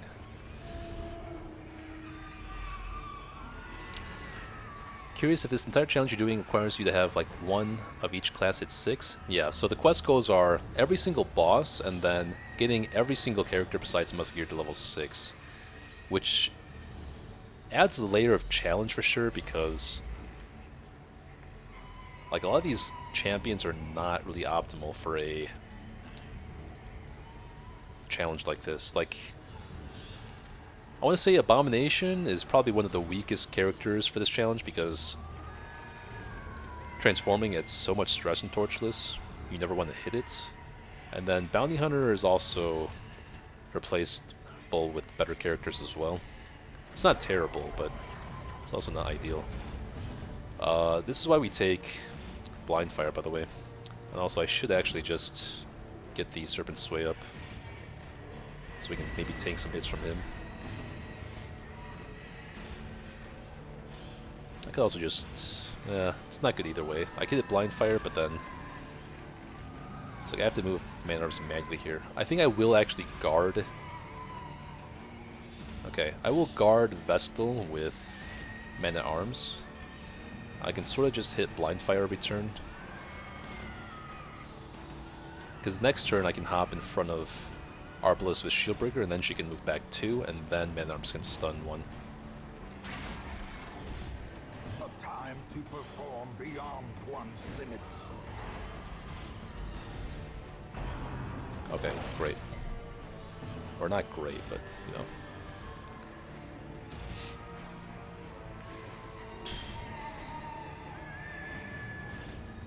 Yeah. We should just be able to guard whoever gets marked, so...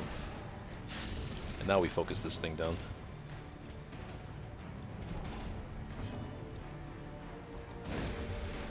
Oh, cool. Stun resist... what?! I have plus 20 stun resist here, plus 20 stun... plus 15 here? This guy literally must have more stun chance than Wilbur. That's kind of insane, if you think about it. The ground quakes. It's actually a little bit insane. Monster's size has no intrinsic merit, unless inordinate exsanguination. Yeah, I have not seen anyone do this combo. Like, there's at least 2 or 3 people I know of that have done, or maybe just 2 people I know of. No, 3 people I know of that have done Deathless, Torchless, all bosses. I have not seen anyone do the all quest goals and all journal additional tack-ons I've included, which they're not like crazy or anything, but they're just something to make my run a little bit more unique. And from the looks of it, no one else is interested in doing that challenge as me, so maybe I will save a little slot for myself in the in the history of challenge runs. As lame as that sounds.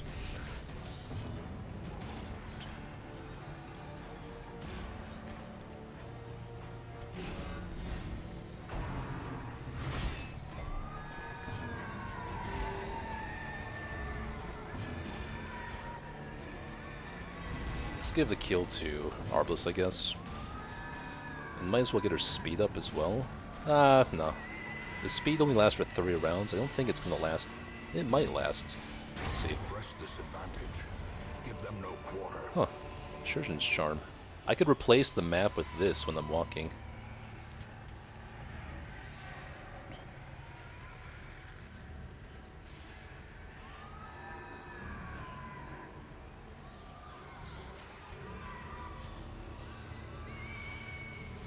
Trap? Okay.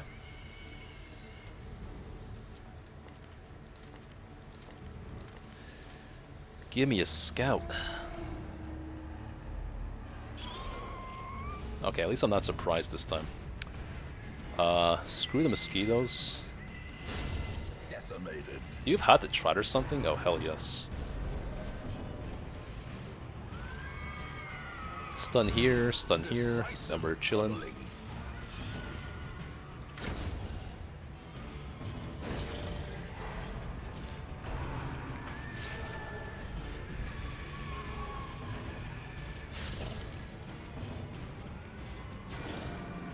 Just die, please. Probably not gonna die, okay. We can clear the stun though for next turn.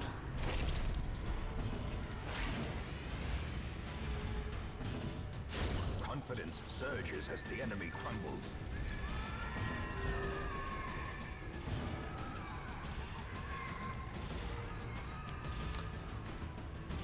I think I want to actually guard Vestal, because if he doesn't infect someone, Vestal's the person I least want to have that on.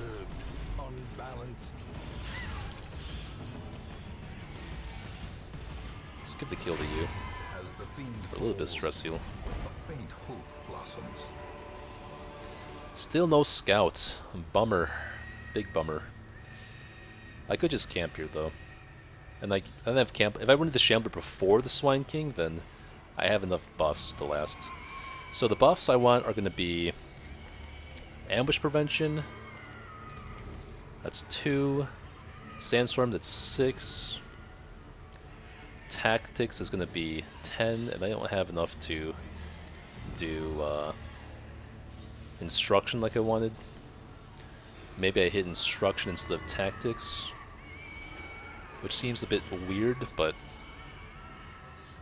I definitely don't want to risk ambush here. If I do get ambushed here, there's a chance the buffs will not last until the swine, until the boss fight.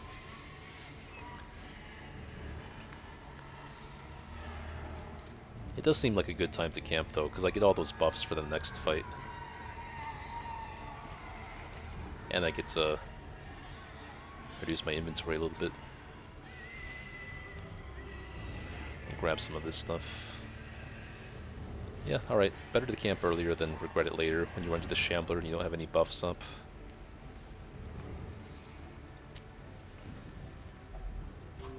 Gathered close in tenuous firelight, an uneasy companionship.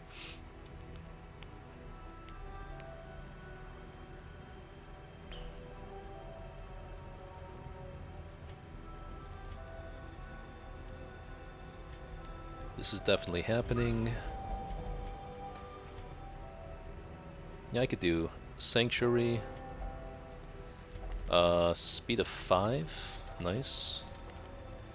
So we give her more speed.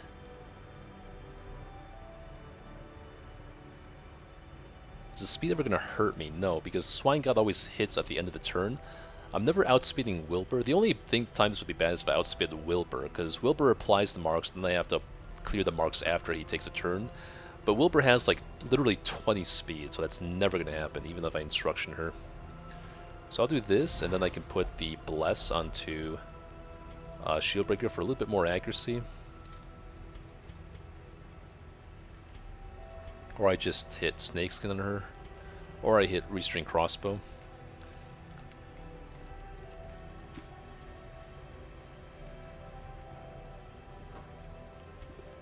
I don't think Bless is doing much. Her accuracy is pretty good. I don't see myself ever missing the Swine King. The dodge is... I guess the dodge could be a little bit impactful. I don't see her ever dying though when she has Serpent Sway.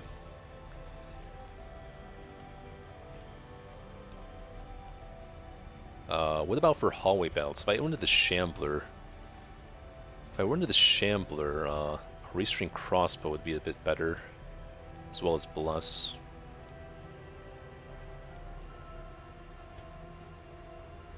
I'm actually going to Restring Crossbow. And then we'll heal that debuff off her. Oh, whoops. Okay, you know what? Oh, Ashen, Acnomania, Resolution. Because I already stepped in this hallway, I don't want to... I guess I could just go the other way. Yeah, I want to clear Ashen, I think, because that's locked in. Nantar killed the Hard Darkness for the first time on Stygian. Nice. Can't beat third farmstead mission. We'll practice now. Yeah, fair. Just, I mean, if you go into farmstead blind, and you don't have a, like, a tried and true team there, then kudos to you, but just stick with the standard, like, you can't go wrong with Vestal, Jester, Highwayman, Shieldbreaker, or even 2 Shieldbreakers. Farmstead is mostly about team comp, I feel like, and then some knowledge on how to stack buffs with Jester, when to stress heal, when to be safe, and all that.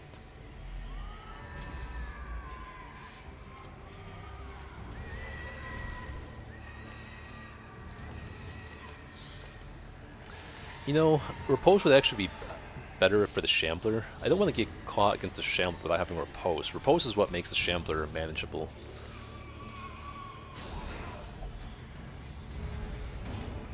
This is why we take Puncture.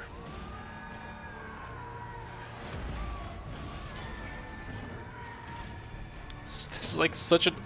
This is such a funny shuffle. Like, oh my god. What is this shuffle, actually?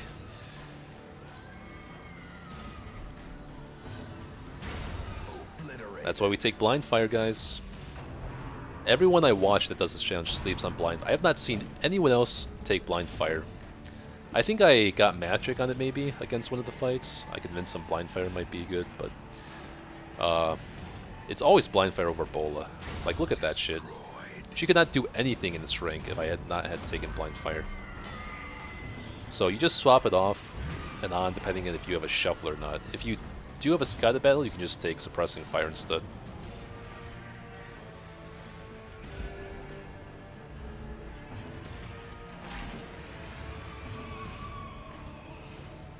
I just want to get my speed buff, get Man-at-Arms to kill.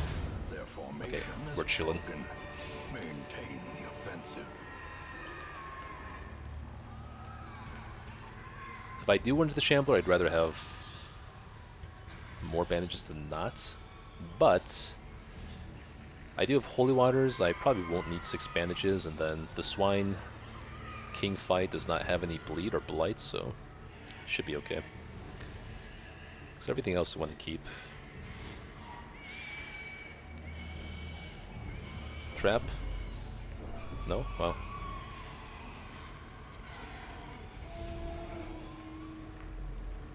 Nice. Finally! Finally we get a scout.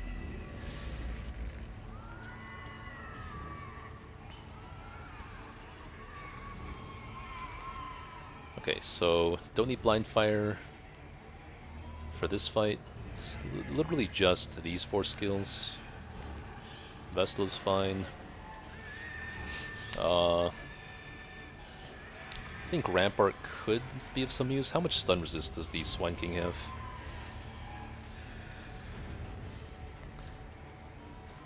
Swine Prince has... Wow, I'm surprised the Swine Prince's move resist is not like anything that crazy. I wonder if Wilbur moves back with his attacks. But anyway, Swine King stun resist is 120, so I could stun him on rare occasions. Only 1 in 10 though. Might not even want to bother. Does Wilbur move back? I want to kind of look at this now. So if you pull Wilbur to the front, he never gets to the back again, which I guess it doesn't matter. He uses all his attacks from any rank.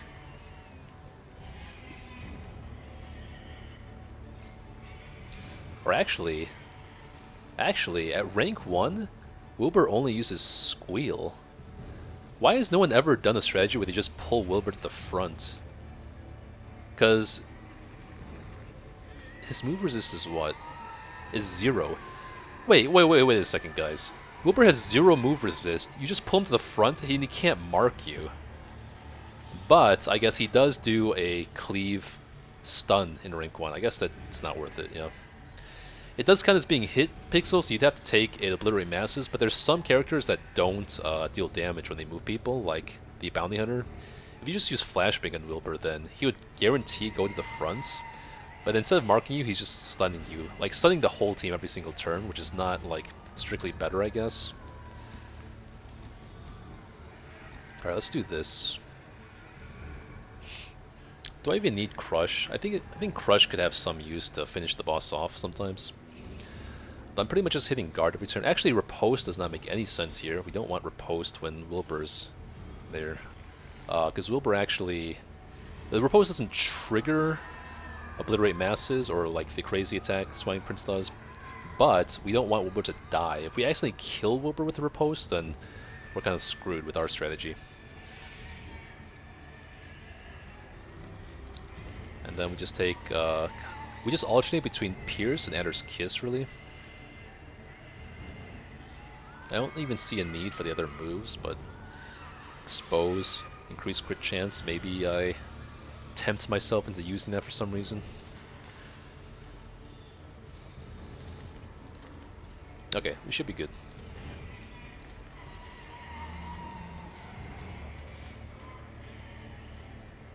Alrighty, Veteran Swine King time, guys. I've never done the veteran version with this team comp, but I've done this in Champions, so it should work.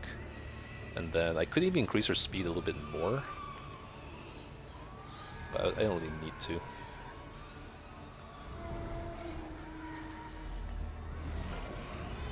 is a travesty, a blundering mountain of hatred and rage. See? That's why you take Adder's Kiss. That's 20 points of bleed on top of that 30. You tried to do it, but you couldn't. That's so funny. I could clear the Son of Vestal, but I'm kind of thinking, like, what's the point? What's she going to do with her turn? Just, like, Judgment? She could try a 10% chance at stunning, I guess. But I could just put the mark down, too.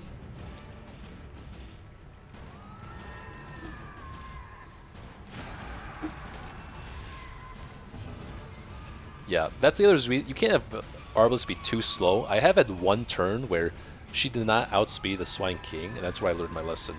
I think the best possible trinket for Arbalest is actually the Shrieker trinket that gives her stun resist and speed. That's like everything you want for this fight. I pulled that off once, but you know, that trinket is pretty rare, so it's not going to happen most of the time. I kind of want to get Bolster down, but then again... Or no, I want to get... Yeah, let's do Defender first, and then we'll Bolster. Inspiration and improvement. This is why we take the double stun trinkets. Oh, and we get a big... Wait. Okay, I've made a critical error in judgment. I just realized that Wilbur gets his automatic ability at the beginning of the turn, then he has to roll speed on his mark ability. So in this instance, I can't actually clear the marks. So too much speed is actually a detriment. You probably want to hover around like 5 or 6 speed with her or something. I don't know. It's really strange. That's a big hit though. Yeah, this is kind of bad. It's fine though, because I can just Serpent Sway for now. The blood quickens. I can try to go for a little bit of a stun here. 10% chance. Okay. I think I'm just going to stack up his protection again, because Obliterate Masses is kind of scary still.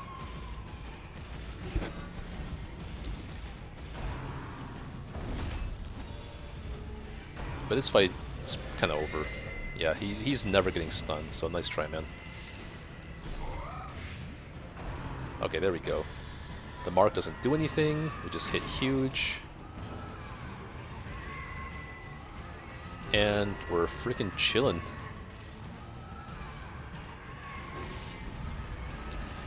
Probably can end this dungeon with no stress, potentially. That was a nice block, huh? Yeah, good luck. This Man-at-Arms... I think Stun Resist is the best possible quirk on Man-at-Arms for the fights that he's important on, which include the Prophet, if you want to take him to the Prophet, the Swine King, also Wolf.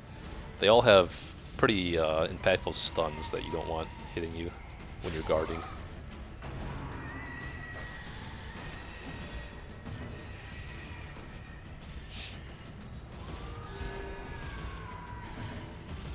Since the mark fell off here, I might as well clear that mark off Man-at-Arms. And heal some stress, which is nice.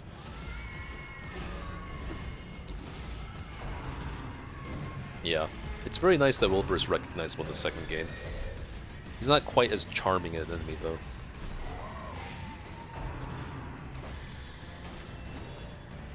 Alright, just heal stress, do the marks every turn, and we're chilling.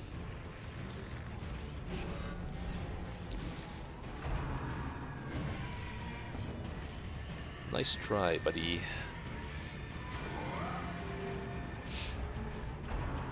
Okay, so I'm happy with this team's performance in Veteran. In Apprentice, for some reason, I like to take a completely different strategy, which is Arbalist, Houndmaster, Occultist, Flatulence. But I think it's a little bit riskier in Champion. But yeah, there's no reason not to take this team at any given time, I feel like.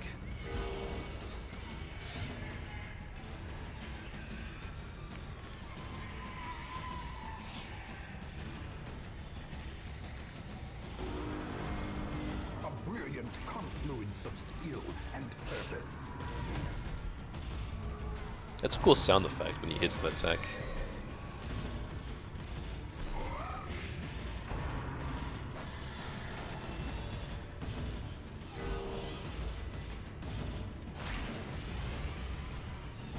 What's that?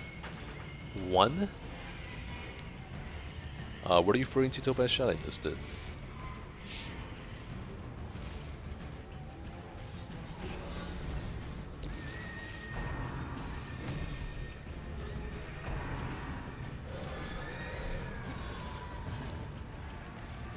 Rattling Flare has a 50% chance of healing 3 stress. A 60% chance. This should just be guaranteed. Like, honestly, why is it a 60% chance? Or even it's like a 50% chance or 40% at lower levels. It doesn't even heal her own stress. Like, they should just make her like a semi-okay stress healer. So, as soon as I kill the Swine King, Wilbur starts spamming. I kind of don't want that just yet, I feel like. Might as well. The thing is even more horrible than death. So this is why you don't want to pull Wilbur to the front, I guess, because he just does this, and then your team is kind of screwed. So, but now I kind of wish I took Rampart though.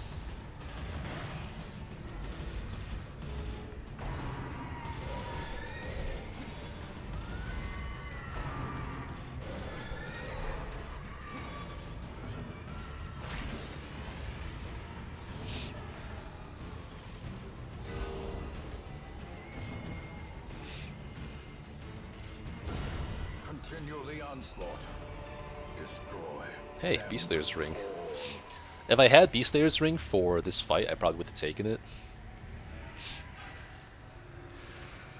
I guess I'd rather keep Beast Slayer's Ring than Surgeon's Charm. It's worth a little bit more money. It's a little bit better.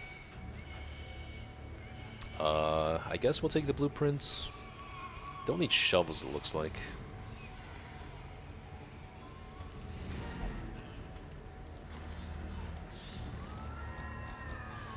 Alright, time to clean up. And again, we're going to take Retribution instead of Bellow, just in case of Shambler.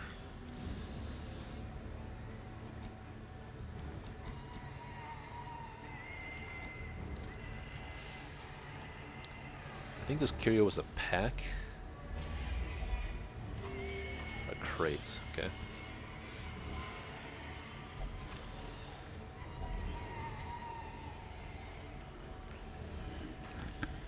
Honestly, I have more than enough blueprints for this. I should consider whether I just start tossing blueprints. I have more than enough for the rest of the campaign. Even Blood, I'm kind of iffy on. If she craves, then it'll be a little bit inconvenient, so I guess I'll keep that. Maybe it's food? Here's a torch, though. Didn't I see a pile of scrolls? Oh no, it was the Eldritch Altar, and I already popped that. Okay, cool. This is the ideal. Finishing the Swine King, getting max loot, and then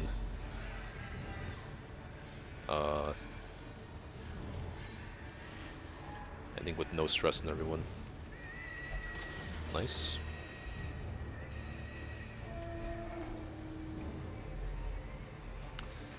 Really? No scouting? Why is it always like this? Let me poke my head here. Okay, now I'll just go down and just go the other way.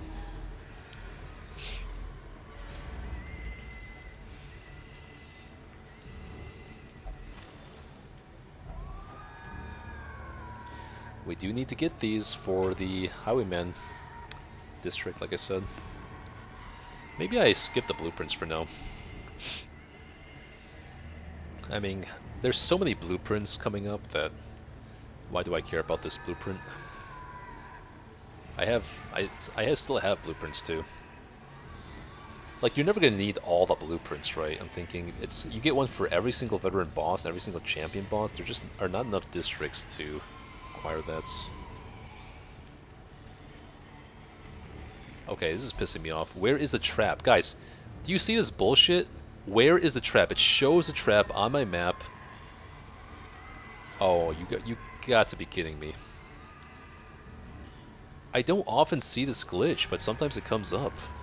Where is the trap? There's no indicator. There's no trap indicator like there usually would be.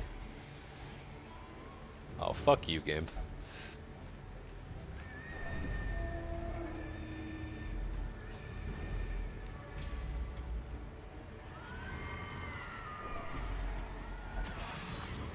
Yep. Okay. Okay.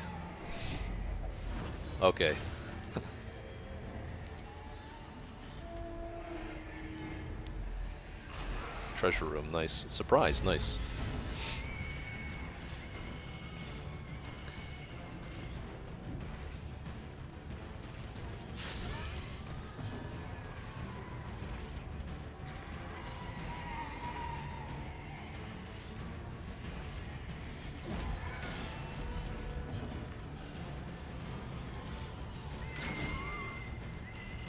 What just happened? Did I click the wrong move or did I just... Okay, I don't know what happened there. Hopefully he just does the cleave and nothing crits and I just kill him with the riposte. I don't care about spasm. It really doesn't matter to me. None of the camp diseases like mean anything to me. I don't use healing like...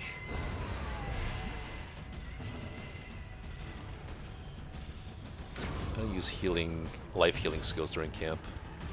And it doesn't affect stress healing abilities. But never hidden.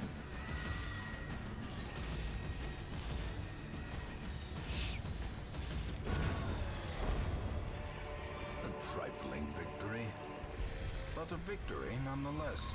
Wow. This scouting is non-existent. I scouted one room this entire dungeon.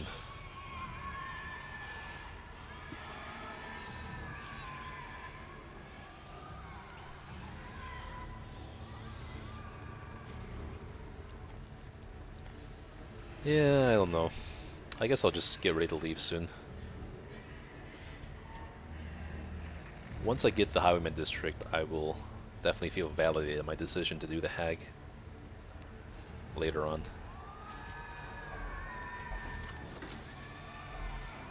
Wow. You're really being generous with the portraits here. I kind of still want to keep the keys though, now that I think about it.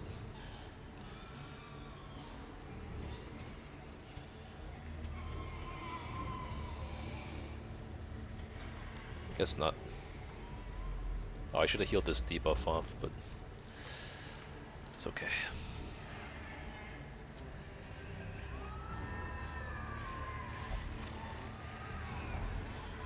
So many portraits.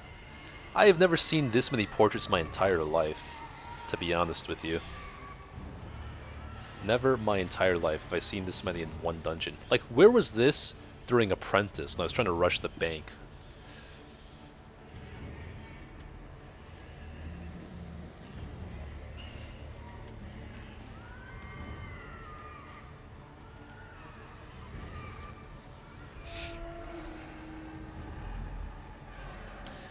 Again, non-existent scouting. 2 torches. Okay, we'll save 1 torch for just general stuff. If you see like a...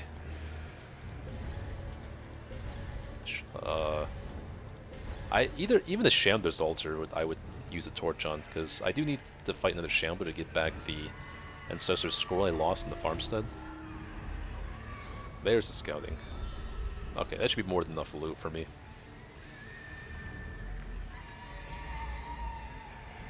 This could give loot, but it could also give us tipplers, so I'm gonna skip it.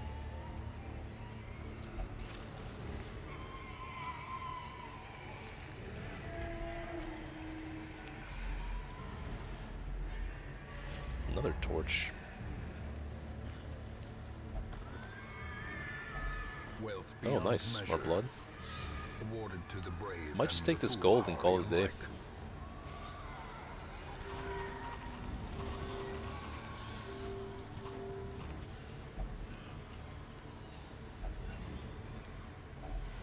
Ruby.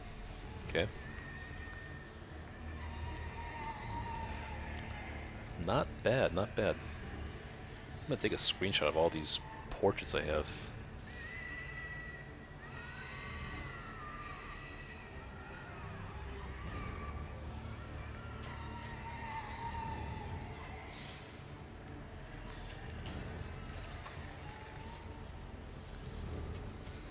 Anything else I want to get rid of?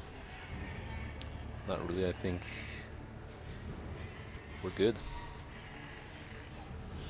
Alright, so this week we took Arb, Vestal, Man-at-Arms, Shieldbreaker, Warrens, Veteran, Swine 2, ended... We didn't get like any loot at all, oh my god, but we did get 17, ended with full inventory, 17 portraits, healed, locked in Ashen off Man-at-Arms. Good enough.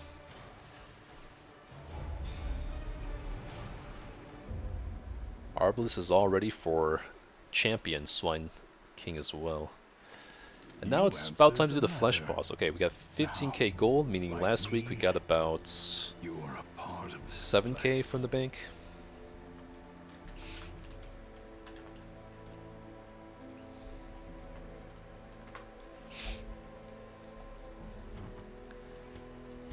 We got a Virtue Ring this time, which we can sell.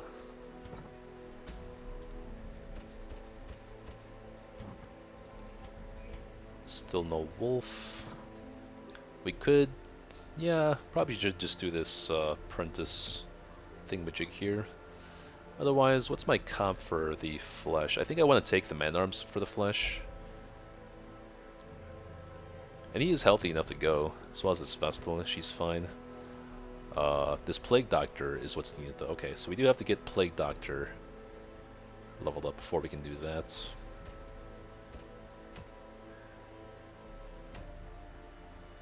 Yeah, so it might just be this long quest that we only have to do one more long quest, or one even a medium, to complete the wield.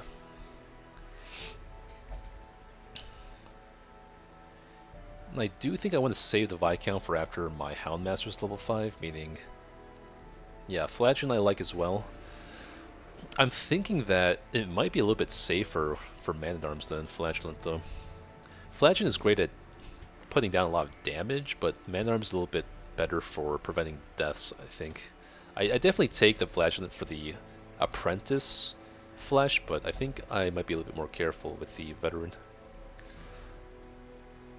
I'm not a big fan, like Jester Abomination, I could see it being good, but I feel like you just hit Hound's Harry with Houndmaster every turn, and then Plague Doctor can, like, the enemies and the flesh are very threatening. The butts do a lot of crit damage, a lot of blight. The heads do even more damage. I feel like Plague Doctor is just necessary to just disable two of the backlines alternating turns, and then getting the blight down is also, you know, a huge amount of damage. Plague Doctor is the queen of dots, you know, so I just use her for that, for dual purposes. These guys are not exciting.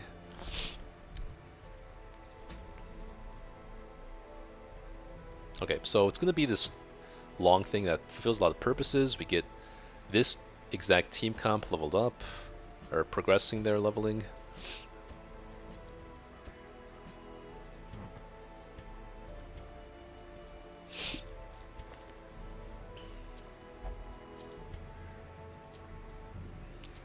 This is always happening. This is where we buy the broken key, I guess.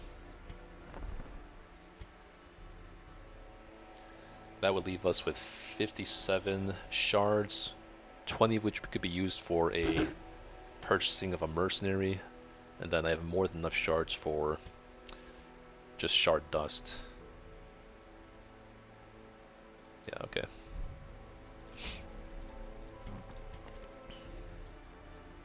Everything came out as planned. This is why we went to Farmstead as many times as we did too. When we ended Farmstead, like if I had ended Farmstead any earlier than I did, I wouldn't be able to do all this. I would have to go one more time. But we got the perfect amount of shards from Farmstead to get everything we need. So what else do you want? This is why I kept the Lock of Fury. Otherwise, I've never used this item before, but the plus speed could be kind of good maybe. Otherwise, it's just Padlock, right?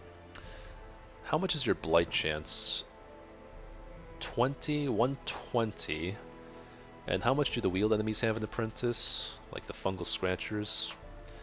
The artillery has 60 blight resist, so that's 60. Okay, so actually I could blight people if I bring this, so this makes sense to me. Now what's Bounty Hunter doing? Do you need protection or just more damage? Cleansing Crystal could be good, actually. That's my first thought, is Cleansing Crystal. Because he doesn't really need anything else as far as, wait, against surgical gloves? Might actually be, I think the crit versus the damage, yeah. I think we're fine like this.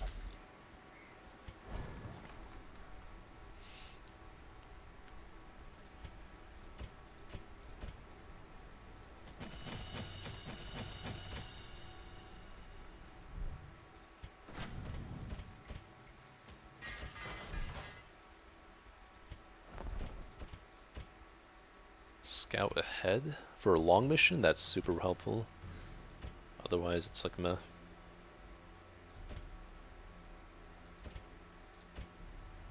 I kind of want to unlock this just cause.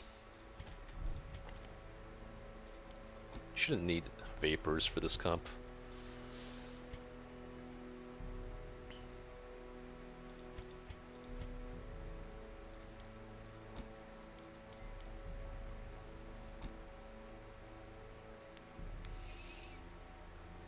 If this was veteran, Caltrops might see some use, but I don't think it could possibly be used in this case.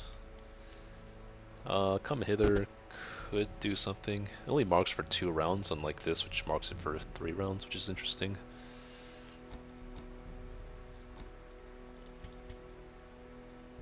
Might as well take Encourage on Abomination. If I am committing to taking him to Champion, then Encourage is going to be the better camp skill to have.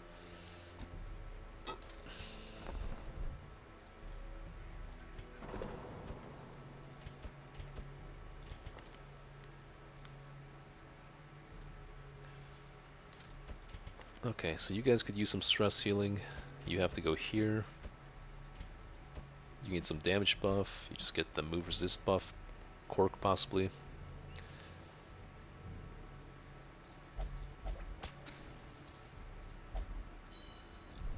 There's no diseases that I'm aware of, except for Man-at-Arms. We could heal off Grey Rot. But in the case, actually, because I'm taking Man-at-Arms to the Flesh Boss next, I might as well keep Grey Rot until after that, is my thinking. Because Grey Rot is going to be very helpful against the huge damage from the heads. You do have a Nui. Might as well heal this off you first, that way we can free up this slot for someone else, like the Jester. Oh wow, we can actually unlock this now, but I think we're past the point of that being that helpful. We just get this now too. Oof. Wow, I actually have enough for that. Interesting. So I think this is for sure. Yeah, we'll unlock both slots so we can start doubling down on... Oh, oops. Okay. Hopefully he doesn't infect anyone here.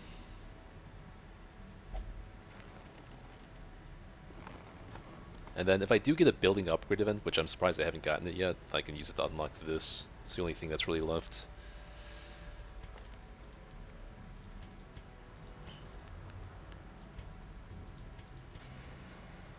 I did want to say get rid of Thanatophobia, lock an Eagle Eye, right? But also Weak Grip. But that's only one thing to get off. Dacnomania versus Natural Eye. Seems pretty good, especially because she doesn't need any other accuracy. She's not going to have accuracy trinkets for the most part, so having a little bit of accuracy really helps. Weak Grip has to come off at some points. Fear of Beasts should come off at some points. But this, let's lock that in before she loses it.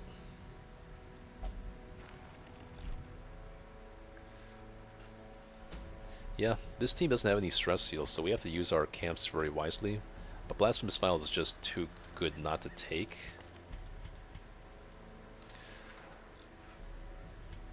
So we don't need any of these guys. I guess I could. I couldn't take a Jester because, I mean, he'd be kind of perfect for the wield, even though he's few. No, he would not be good here. But having some stress healing would be nice. Except every single slot on this roster is pretty much reserved now. Until I get some people to level 6 and I can dismiss them. Like if I get Antiquarian to level 6, I'll dismiss her. Same with Bounty Hunter and Abomination. But for now, every single slot on this list has its dedicated purpose. So I should be good to go here. Unless there's any last things I want to sell. Camps are good. Skills 2222, 3333, 3333, 3333. We have 3 people with Encourage.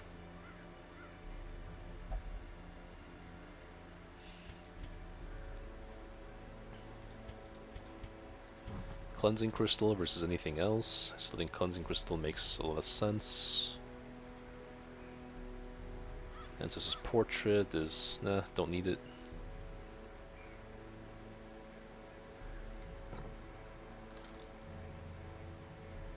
Right, so everything's good here. Camp, Sanitarium, Abbey. Okay, just want to make double sure every week.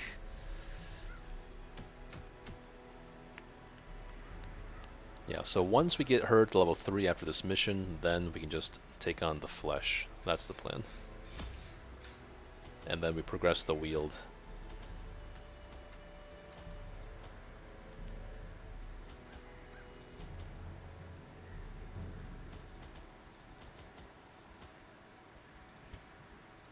This is apprentice, not veteran, so I'm not going to go crazy on the provisions. Probably don't even need this for food, but it's fine. Let's sell the Virtue, the Hero's Ring. Anything else? Probably not. If I'm not using the Lock of Fury here, though, it's like, when am I ever going to use this? Maybe in a place where there's less protection.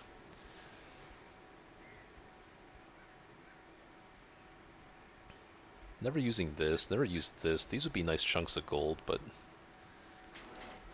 maybe having them in the loophole lets me get better Crimson Court items. Shovels, anti-venoms, blah blah blah. Should be good. Don't need blood, don't need scales.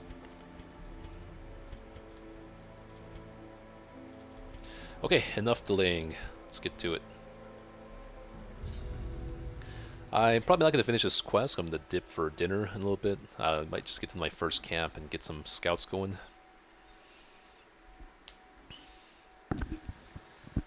No one is on for me to raid.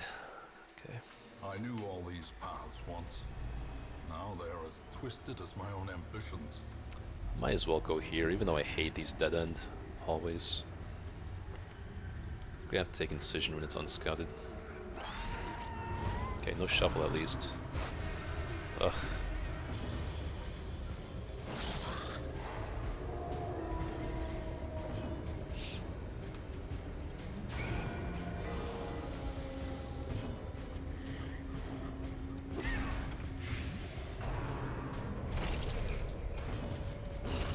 As the fiend falls, a faint hope blossoms.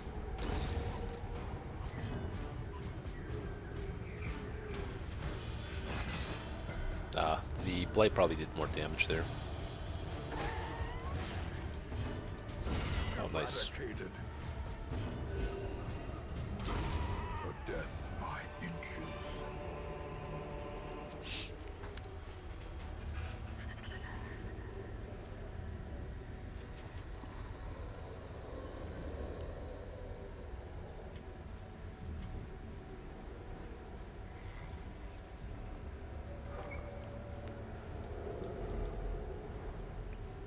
Nice. Not nice. Shovel Curiel, we'll save it.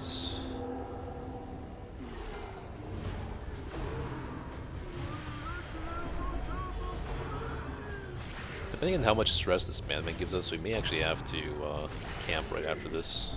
Reeling. Yeah, probably. Break.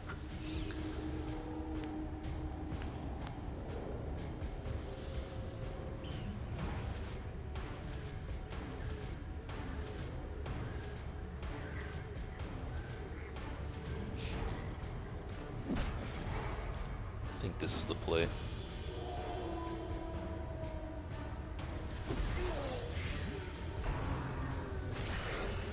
Oh yeah, we're definitely camping after this. God damn.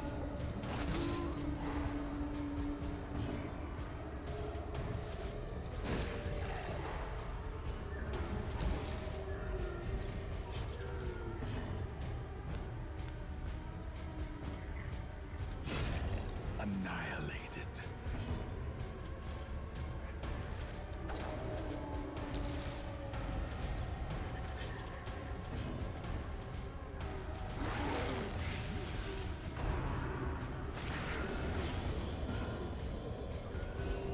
Compassion is a rarity in the fevered pitch of battle.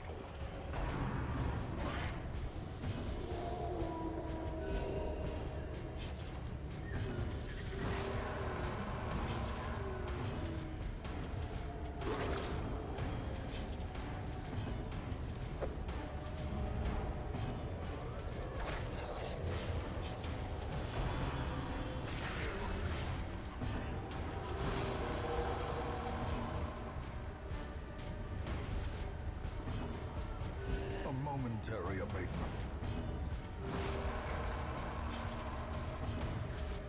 Confidence surges as the enemy crumbles. Okay. Yep, gonna need to camp.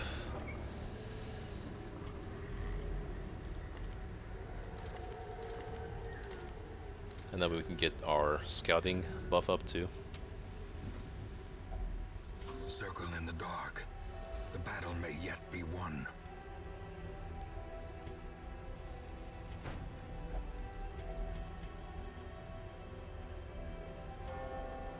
So it might just be encourage and then self-medicate.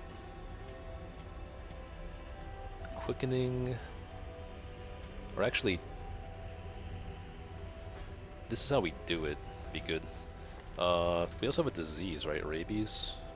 Okay, it might just be clearing the disease and then encourage. She gets a lot more encourage value because of the increased stress skills healing from the trinket. And now we're kind of chilling.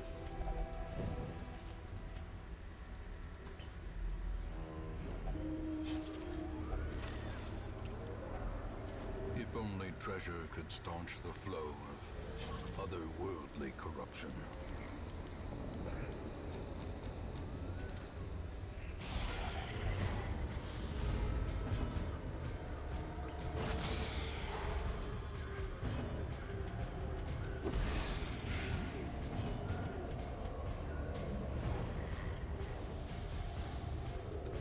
Another one falls.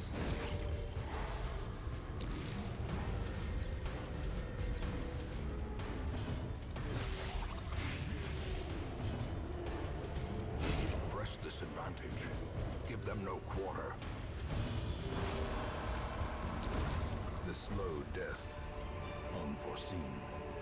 Unforgiving.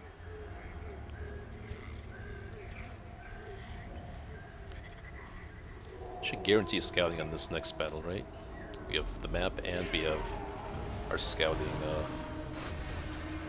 camp buff.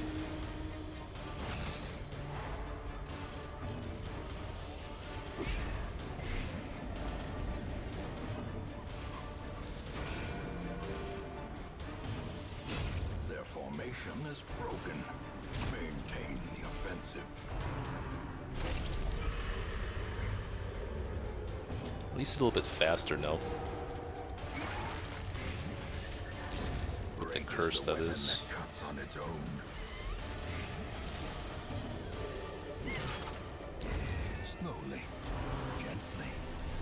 This is how a life is taken. I wonder if I'll ever be able to stun one of these guys past their 150 resist. Continually What character could do that? destroy them. If anyone, you'd figure he'd be able to with the trinkets here. That's plus 55. So he has a 15% chance of stunning one of the supplicants. I would love to see that happen one day. It's a pipe dream though.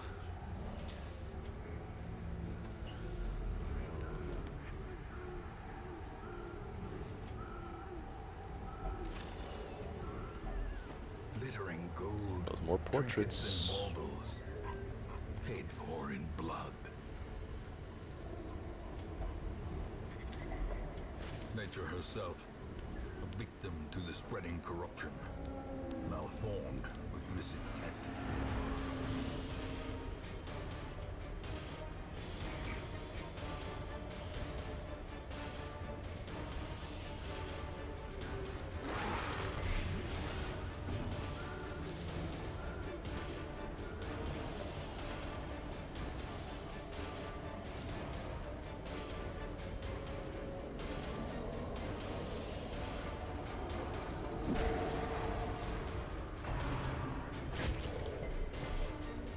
You'd think, like, he'd be gone forever back here, but these guys shuffle themselves backwards and potentially get them back to the front row, like, super quickly.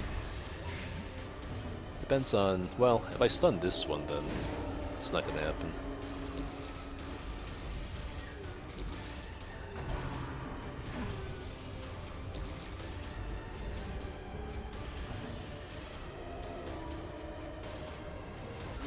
Precision and power.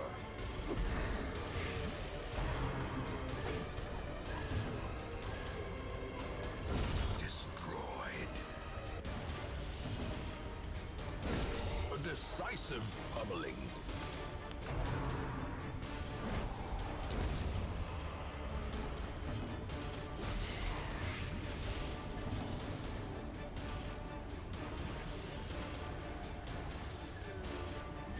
Trying to fish for crits for stress heal here. Like that. Compassion is a rarity in the fevered pitch of battle. Success so clearly in view. Secret Or room? is it merely Hell, a yes. trick of the light?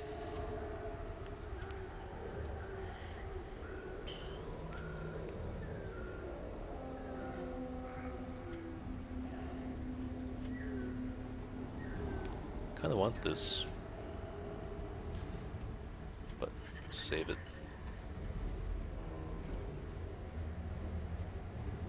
Oh, altar, okay. I might actually, you know what, with Abomination, it's a fine time to take on the Shambler and get our Ancestral Scroll back. It's about time. Let's plan on finding a torch, and remember there's an altar right here.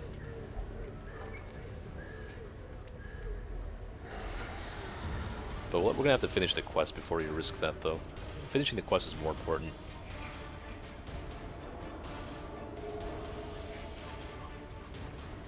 Alright, I'm gonna try the same strategy here. We stun this one so they can't move backwards.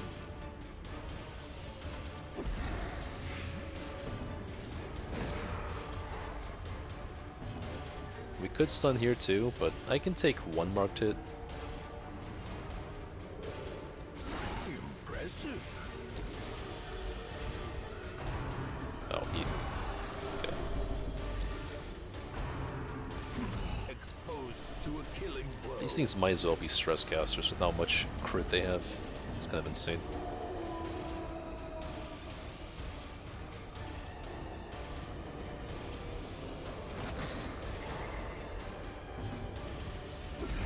Devastating blow.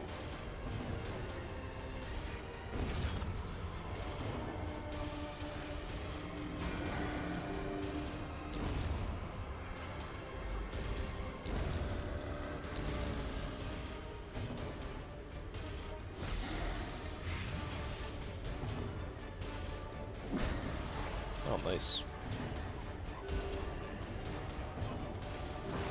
Luckily we have the fountain here for Vestal.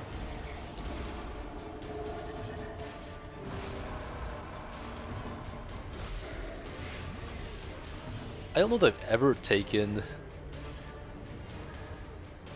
Abomination to the wield once in my life, but it's not that bad here. It's kind of working out. It helps that I have like the best trinkets for it, As though. victories mount, so too will resistance. Okay, so our scouting bonuses are now gone.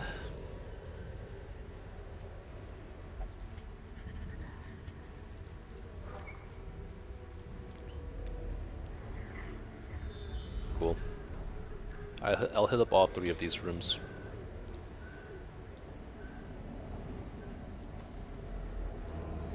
And then I'll probably do this battle, and then we're gonna have to call it at some point.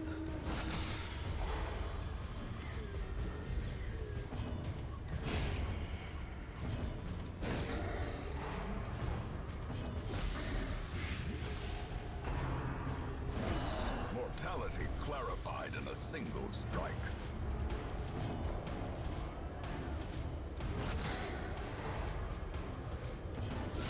Well struck.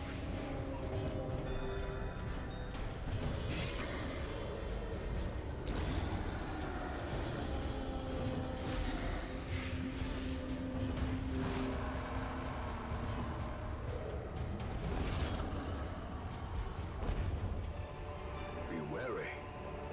Triumphant pride precipitates a dizzying fall. Let's try to save as many, let's try to save a full stack of bandages and anti-venoms if we want to fight the Shambler. That will be my secondary goal here. And I probably camp after doing these rooms.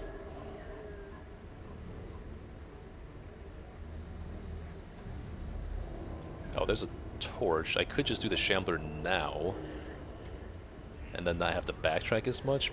How stupid would that be? It'd be a little bit stupid, I think, but who knows, maybe I'll do it. Executed with impunity. Nice.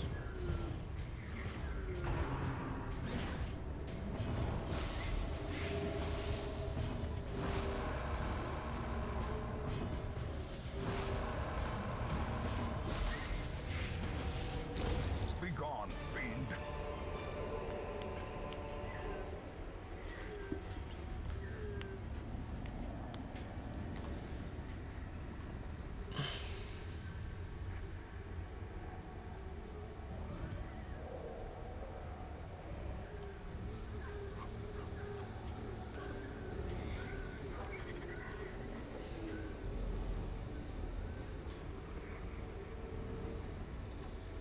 Ugh.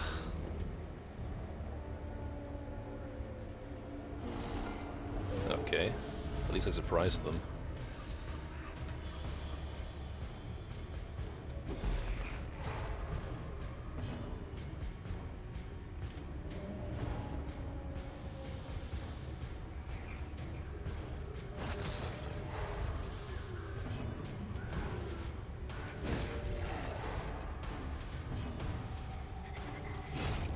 Obliterated. I hope he uses the single target ability. Oh, or I get to just stun him. Nice.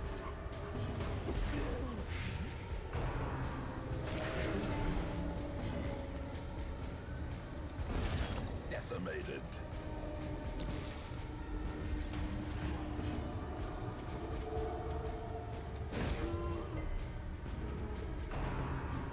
Oh, you just had to get that last one in. I'm kind of pissed.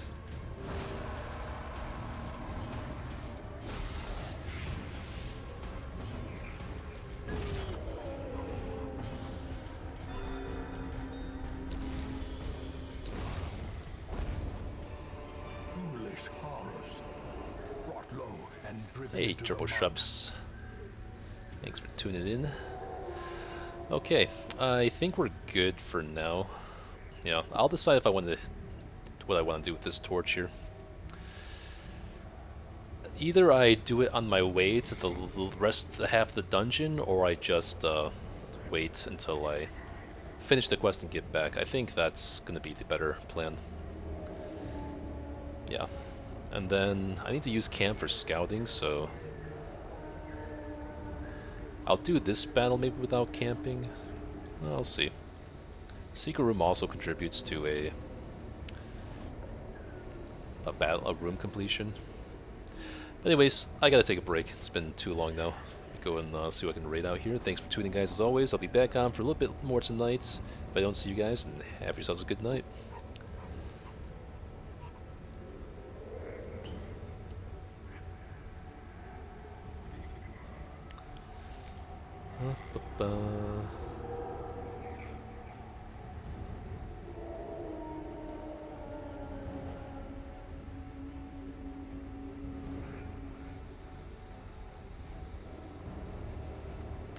Sure, I'll raid this guy. Thank you guys, Pixel, Topaz. Pleasure to have you guys as always. Oh, doesn't allow for stream for raids? That's kind of crazy, man. Why would you not want people to raid?